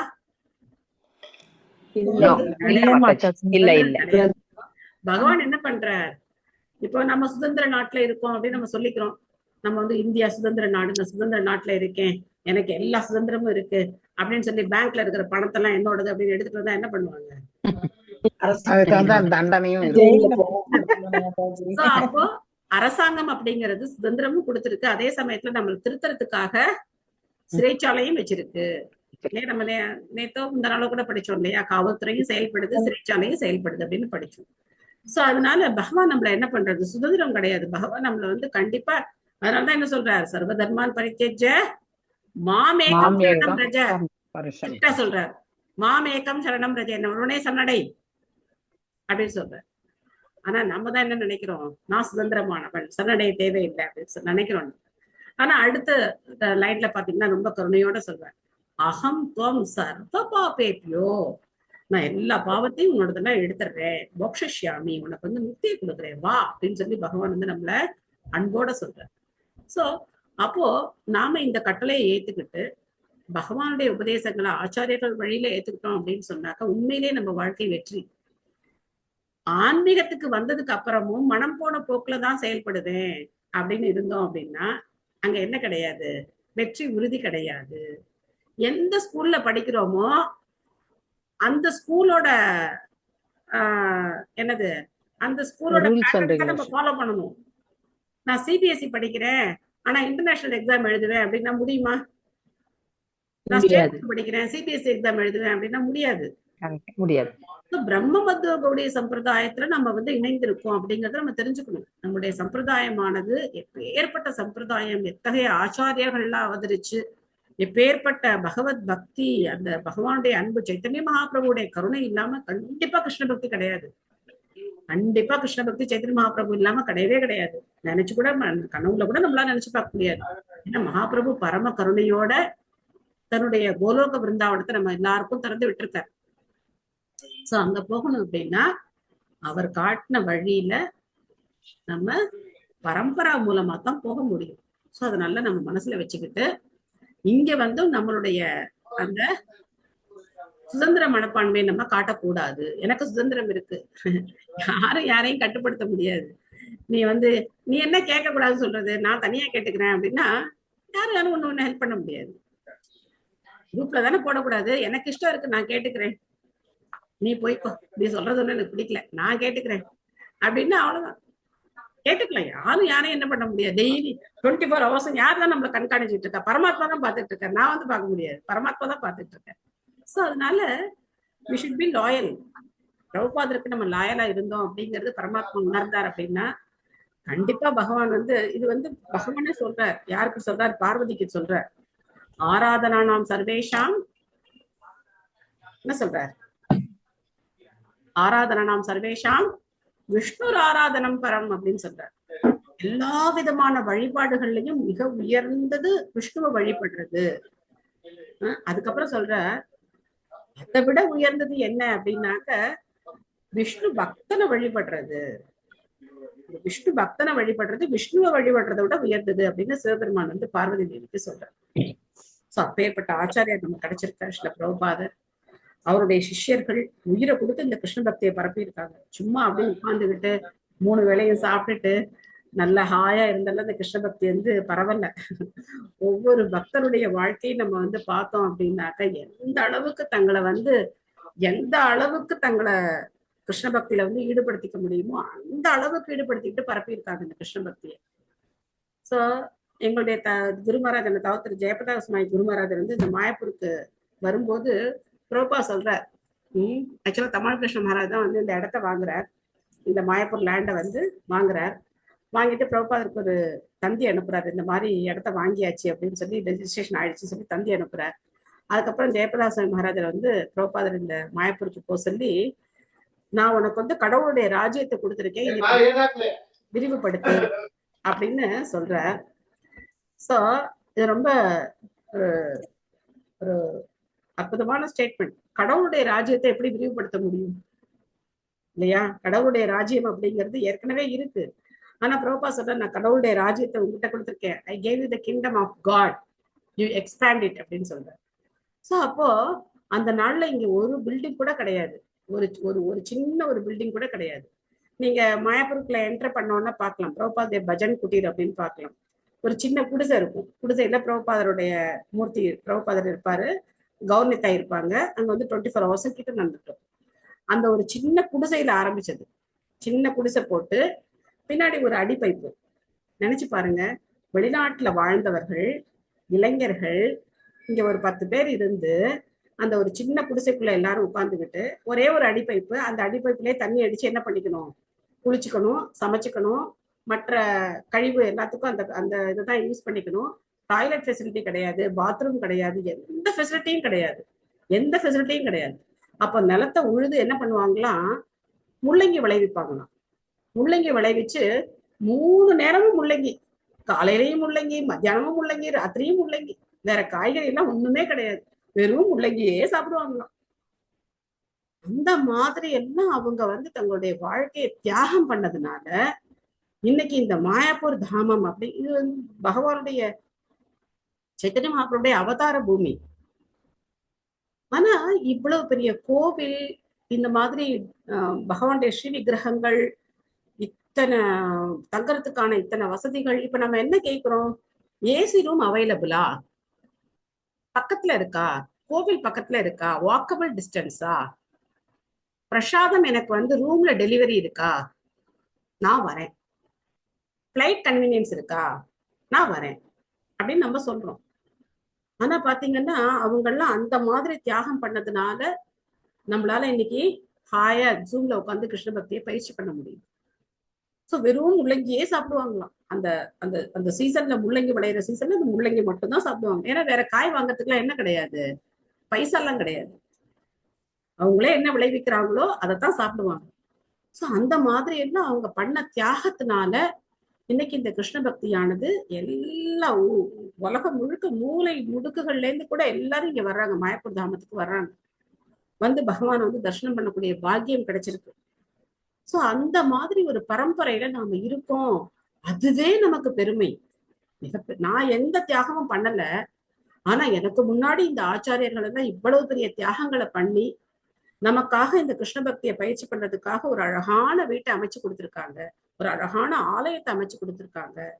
நாம என்ன பண்ணலாம், இன்னும் டிஓபி வரப்போது ஃபுல்லா ஏசி பண்ணிருக்காங்க. டிஓபி ஃபுல்லா ஏசி, உட்காந்து ஏசில உட்காந்து ஹரே கிருஷ்ண கிருஷ்ண கிருஷ்ண ஹரே ஹரே ஹரே ராம ராம ஹரே. அடுத்து வர ஜென்ரேஷன் என்ன பண்ணலாம், அந்த மாதிரி ஏசில உட்காந்து ஜபம் பண்ணலாம். சோ அதுக்காக இன்னைக்கு வரைக்கும் இங்க இருக்கிறவங்க கஷ்டப்பட்டுட்டே இருக்காங்க. இன்னைக்கு வரைக்கும் அவர் வந்து தான் இந்த உலகத்துல இருக்கணும், அவருக்கு இருக்கணும்னு அவசியம் கிடையாது. இத்தனை கஷ்டங்களை தாங்கி தன் இந்த உலகத்துல இருந்து சாதிக்கணும்னு அவருக்கு அவசியம் கிடையாது. அவர் நினைச்ச உலக விருந்தாவனம் போயிடலாம். ஆனா அந்த மாதிரி ஆச்சாரியர்கள் இன்னமும் இருந்து பிரபுபாதருடைய ஆணைகளை நிறைவேற்றணும் அப்படின்னு சொல்லி முயற்சி பண்ணிட்டே இருக்காங்க. இப்போ நீங்க ஒவ்வொரு கோவில் வந்ததும் நீங்க படிச்சு பாத்தீங்க அப்படின்னாக்க பிரபுபாத லீலாமிருதால இல்ல அந்தந்த கோவிலை உருவாக்குன பக்தர்கள் வந்து புஸ்தகங்கள் எழுதியிருக்காங்க. பாம்பே டெம்பிள் எப்படி வந்தது, விருந்தாவனத்து கோவில் எப்படி வந்தது, ஒவ்வொருத்தரும் என்ன சொல்றது, ரத்தம் சிந்தி இருக்காங்க கிருஷ்ணருக்காக. அவ்வளவு உழைப்பு உழைச்சு நமக்கு இந்த கிருஷ்ண பக்தியை வந்து கொடுத்துருக்காங்க. ரொம்ப ஈஸி கிடையாது, கிருஷ்ண பக்திங்கிறது ரொம்ப ஈஸி கிடையாது. அந்த காலத்துல அப்படி அவங்க எல்லாம் தியாகம் பண்ணதுனால இப்ப நம்ம இந்தியா சுதந்திர போராட்ட வீரம்லாம் படிக்கிறோம் இல்லையா, சுதந்திர போராட்டம்லாம் பத்தி எல்லாம் படிக்கிறோம். அவங்க எல்லாம் ஜெயிலுக்கு போனாங்க, அப்படி கஷ்டப்பட்டாங்க, செக்கு இழுத்தாங்க, அது பண்ணாங்க இது பண்ணாங்க அப்படின்லாம் படிக்கிறோம். அந்த தியாகம் எல்லாம் உடலோட முடியக்கூடியது. ஆத்மாவுக்கு அதுக்குதான் சம்பந்தம் இருக்கா, அவங்க பண்ணது தியாகம் தான். ஆனா நம்ம அவங்களெல்லாம் ரொம்ப பெருசா நினைக்கிறோம், ரொம்ப உயர்வா நினைக்கிறோம், நாட்டுடைய தலைவர்கள் அப்படின்னு நினைக்கிறோம். ஆனா ஆன்மீகத்துக்காக இந்த மாதிரி ஒரு உழைப்பு உழைச்சிருப்பாங்களா அப்படிங்கிறது எந்த சரித்திரத்திலையும் கிடையாது, எந்த சரித்திரத்திலையும் கிடையாது. இவ்வளவு கஷ்டப்பட்டாங்களா அப்படிங்கிறது எந்த சரித்திரத்திலையும் கிடையாது. பிரபுபாதர் அவர் எந்த அளவுக்கு பகவானுக்காக எல்லா துன்பங்களையும் ஏத்துக்கிட்டாரோ அதுக்கும் மேல அவருடைய சிஷ்யர்கள் பிரபுபாதருக்காக எல்லாத்தையும் ஏத்துக்கிட்டாங்க. அதுலயே அவங்க எங்க இருந்தவங்க, வெளிநாட்டுல இருந்தவங்க. வெளிநாட்டுல நம்ம பார்க்கலாம் எவ்வளவு வசதிகள் இருக்கு அப்படின்னு பார்க்கலாம். அந்த வசதிகள் எல்லாம் புறக்கணிச்ச ஜெயபிரதா சுவாமி மகாராஜர் வந்து ரொம்ப பெரிய செல்வந்தர். அவங்க அப்பா அவங்க தாத்தா வந்து பெரிய பெயிண்ட் கம்பெனி வச்சிருந்தாங்க, ரொம்ப பெரிய செல்வந்தர்கள், இன்னும் குறைச்சலே கிடையாது, பணத்துக்கெல்லாம் ஒன்றும் பஞ்சமெல்லாம் கிடையாது, அவ்வளவு பெரிய செல்வந்தர். சன்னியாசம் வாங்கிக்கிட்டு இங்க வந்து இந்த வங்காள மொழியை கத்துக்கிட்டு இந்த வங்காள மக்களோட மக்களா வாழ்ந்து, அதனால இந்த பெங்காலிஸ் எல்லாம் குருமராஜன் உயிரா இருப்பாங்க. அவ்வளவு சேவைகள் அவங்களுக்கு எல்லாம் செஞ்சு அவர் வந்து இந்திய குடியுரிமை வாங்கி, எல்லாரும் அமெரிக்க குடியுரிமை வாங்கணும்னு நினைப்பாங்க. ஆனா குருமராஜ் வந்து இந்திய குடியுரிமை வாங்கி இங்க வந்து ஒரு இந்தியனா வாழணும் அப்படின்னு சொல்லி அந்த மாதிரியான தியாகங்கள் எல்லாம் இன்னும் நிறைய பிரபுபாதுடைய சிஷ்யர்கள் யாருமே ஒருத்தருக்கு ஒருத்தர் குறைச்சவங்க கிடையாது. அப்பேற்பட்ட பரம்பரையில நாம இருக்கிறதே நமக்கு என்னது மிகப்பெரிய பெருமை. அதனால அந்த பரம்பரைக்கு நாம எப்படி இருக்கணும்? விசுவாசமா இருக்கணும். சோ அதுக்குதான் நான் திரும்ப திரும்ப சொல்றேன், ஸ்ரீல பிரபுபாதுடைய சிஷ்யர்கள், அவங்களுடைய சிஷ்யர்கள், அவங்களுடைய உபன்யாசங்கள் எல்லாம் கேளுங்க. அதுல இருந்து நமக்கு வந்து எத்தனையோ நம்ம ஒரு விஷயத்த கடைபிடிச்சா கூட போதும், ஒரு விஷயத்த நம்ம கடைபிடிச்சா கூட போதும், அதுவே நம்ம வாழ்க்கையை வெற்றியாகும். ஓகே, நிறைய டைம் எடுத்துக்கிட்டேன், உங்களுடைய நேரத்தை 15 நிமிடம் அதிகமாக எடுத்துக்கொண்டு விட்டேன். ஓகே, நம்ம பிரம்ம சமிதியை சரியா? ஹரே கிருஷ்ணா. ஹரே கிருஷ்ணா மாதாஜி. ஹரே இது கிருஷ்ணா. பிரபுபாத் வந்து அந்த நம்ம கோயில் கட்டுறதுக்கு கூட அவர் அந்த லேண்ட் ஓனர் வந்து கொஞ்சம் ஏமாத்துற மாதிரியும் ஃபுல் அமௌண்ட் கொடுத்தாதான் நான் தருவேன் அப்படிங்கிற மாதிரி கேஸ் எல்லாம் போட்டிருந்தாங்க. ஆமா அப்புறம் அந்த இடம் எல்லாம் வந்துட்டு மக்கள் புழங்குறதுக்கே ஏத்த இடம் இல்ல, நிறைய ஜந்துக்கள் விஷ ஜந்துக்கள் இருந்துச்சு. ரொம்ப கஷ்டப்பட்டிருக்காங்க மாதாஜி. பிரபு சிஷியர்கள்லாம் சொல்லியிருக்காங்க எங்களுக்கு கஷ்டம் எல்லாம் இல்ல, அதெல்லாம் பரவாயில்லைங்க பிரபு அப்படின்னு சொல்லியிருக்காங்க. அது படிச்சுட்டு இருந்தேன் மாதாஜி. இப்போ நல்லா இருந்துச்சு, ரொம்ப நல்லா இருக்கு மாதாஜி. அதெல்லாம் தெரிஞ்சுக்கும் போது நம்மளாம் ஒண்ணுமே பண்ணலையே அப்படின்னு தோணுது. நம்ம என்ன பண்றோம்? நம்ம வந்து வசதியா உட்கார்ந்துகிட்டு நம்மளுடைய எந்த கம்ஃபர்ட்டையும் நம்ம விட்டு கொடுக்காம இன்னைக்கு நம்ம வாழ்றோம் இல்லையா? எந்த கம்ஃபர்ட்டாவது நம்ம விட்டு கொடுக்க தயாரா இருக்கோமா? எதையும் நம்ம விட்டு கொடுக்க தயாரா இல்லை. சோ அப்படி நம்ம வாழ்ந்துட்டு இருக்கோம். இதுக்கு வந்து அவங்களுடைய தியாகம் தான் காரணம். அதை நம்ம புரிஞ்சுக்கணும். தேங்க்யூ மாதாஜி. பிரபுபாத் லீலாமங்கலத்திலிருந்து எடுத்து சொன்னீங்க. தேங்க்யூ மாதாஜி. பாம்பே ஜுகு டெம்பிளோட லீலை அது. ஹரே கிருஷ்ணா மாதாஜி. ஹரே கிருஷ்ணா. மாதாஜி, நான் ஒரு டவுட் கேக்குறேன் மாதாஜி. எஸ் மாதாஜி, சொல்லுங்க. ஒரு பெரிய டவுட். நீங்க சொல்ல சொல்ல எனக்கு கொஞ்சம் கில்ட்டியா இருக்கு மாதாஜி. வேற ஒண்ணும் இல்ல, ஆச்சாரியர் பிரபுபாதா எனக்கு குரு தான். நான் இந்த சத்சங்கம் வந்து அட்டன் பண்றதுக்கு முன்னாடியே வந்து எனக்கு குருநாதர் கிடைச்சிட்டாரு மாதாஜி. அது வந்து பாகவத தர்மம் அப்படின்னு சொல்லிட்டு, அந்த பாகவத தர்மம் இதே போலதான் பாகவதத்தை கேட்கறது, பகவானை பத்தி பாடுறது, சத்சங்கம் எங்க சத்சங்கம் நடந்தாலும் கிருஷ்ணரை பத்தி கேட்கலாம் அப்படின்னு சொல்லி என் குருநாதர் சொல்லியிருக்காரு. அவரு போடுற திலகம் வந்து இப்படி கோபிச்சந்தனம் வச்சீங்கன்னு சொன்னாரு. அவர் போடுற துளசி மாலை நான் போட்டிருக்கேன் மாதாஜி. இப்போ வந்து நான் பிரபுபாதா குரு தான் எனக்கு, அவருடைய இதெல்லாம் கேட்கிறேன், கிருஷ்ணரை பத்தி நிறைய தெரிஞ்சுக்கிறேன், எனக்கு நல்லா இருக்கு மாதாஜி. இப்ப நான் வந்து இத சத்சங்கத்துல கலந்துக்கலாமா? அது எனக்கே கில்ட்டியா இருக்கு. நீங்க சொல்ல சொல்ல இது ஃபுல்லா ஃபாலோ பண்ண முடியல, சில இதெல்லாம் ஸ்லைட் சேஞ்சஸ் இருக்கு. அதனால நீங்க நீங்க வந்து சொல்லுங்க ஏதாவது மாதாஜி. ஒரு சம்பிரதாயத்தை ஃபாலோ பண்ணுங்க. அந்த குரு சம்பிரதாயத்தை சேர்ந்தவரான்னு பாத்துக்கோங்க. உங்களால அதை செக் பண்ண முடியுமா அப்படின்னா, அவர் எந்த சம்பிரதாயம், 4 சம்பிரதாயங்கள் இருக்கு. ஸ்ரீ சம்பிரதாயம், பிரம்ம சம்பிரதாயம், குமார சம்பிரதாயம், ருத்ர சம்பிரதாயம். 4 சம்பிரதாயத்தை சேர்ந்தவரா அப்படிங்கறத நீங்க வந்து செக் பண்ணிக்கோங்க. அவர் சம்பிரதாயத்தை சேர்ந்தவர் தான் அப்படின்னா அவர்கிட்டயே தீட்சை வாங்கிட்டு அந்த வழியிலே பயிற்சி பண்ணுங்க. அத மந்திரோபதேசம் பண்ணி வைக்கிறேன்னு சொல்லியிருக்காங்க மாதாஜி. அப்போ குருவாயூரப்பன்.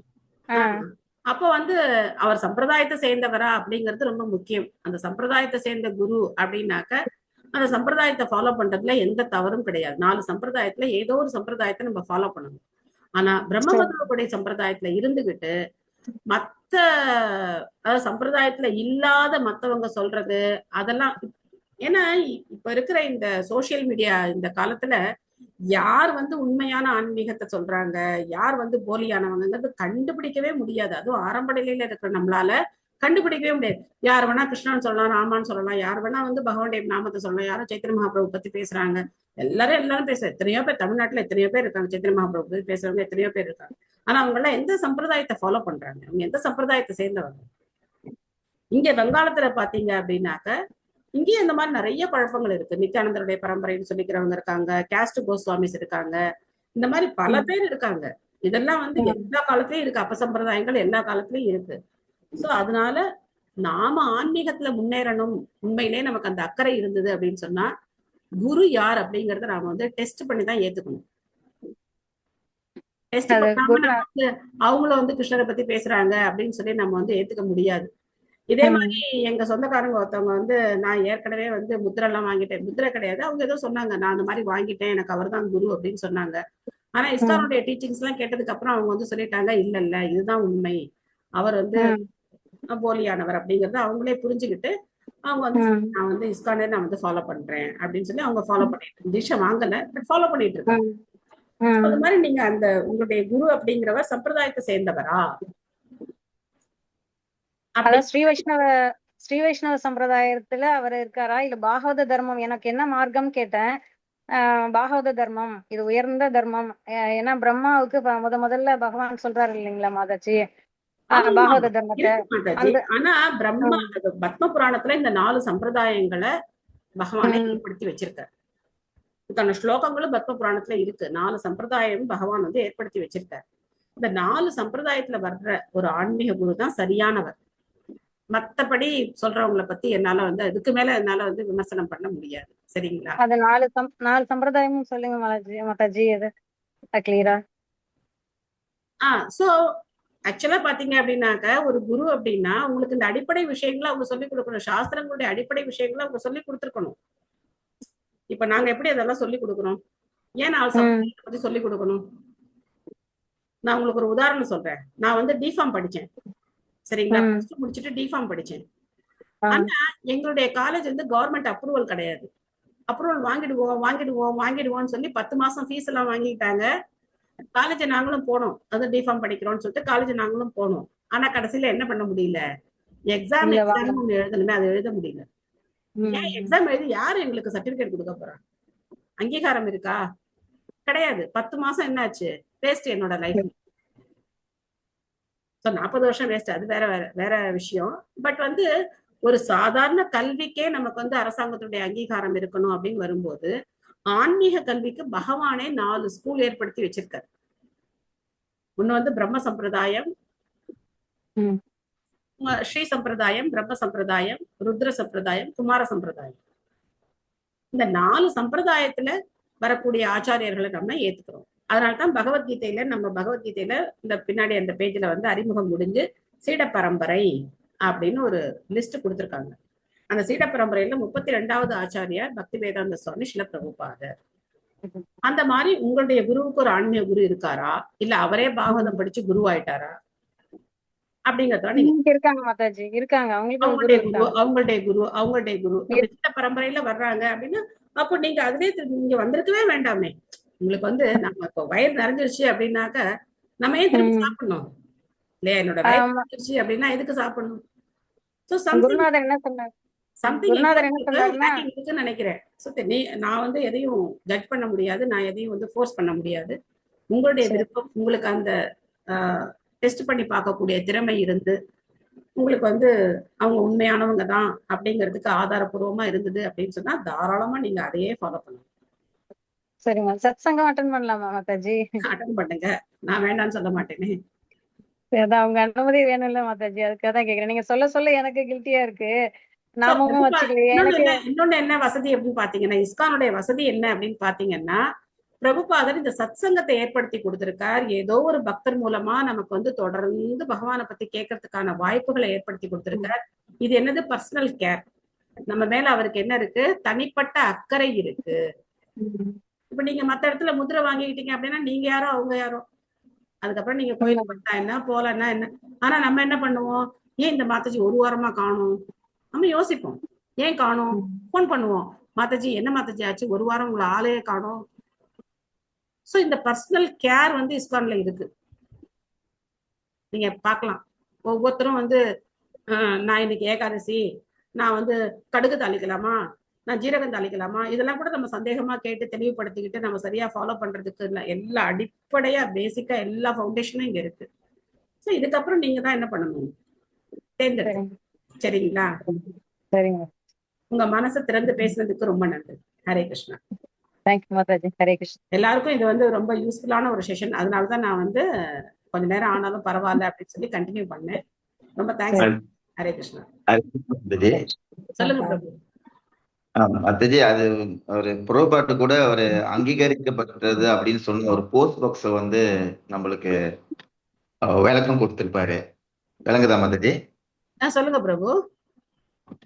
ஒரு போஸ்ட் பாக்ஸோட ஆமா உதாரணம் கொடுக்குறேன். கவர்மெண்ட் வச்சிருக்கிற பாக்ஸ்ல போய் போட்டா என்ன ஆகும்?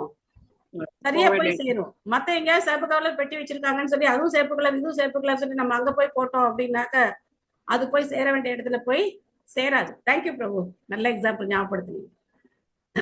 சோ அதனால இஸ்கான் அப்படிங்கிறது கண்டிப்பா குரு பரம்பரையை சேர்ந்தது, பகவானால அங்கீகரிக்கப்பட்டது, சைத்தன்ய மகாபிரபுவால் அங்கீகரிக்கப்பட்டது. நம்ம பிரம்ம மத்வ கௌடிய சம்பிரதாயத்தை நம்ம என்ன சம்பிரதாயம் நம்ம முதல்ல கிளியரா சொல்றோம்.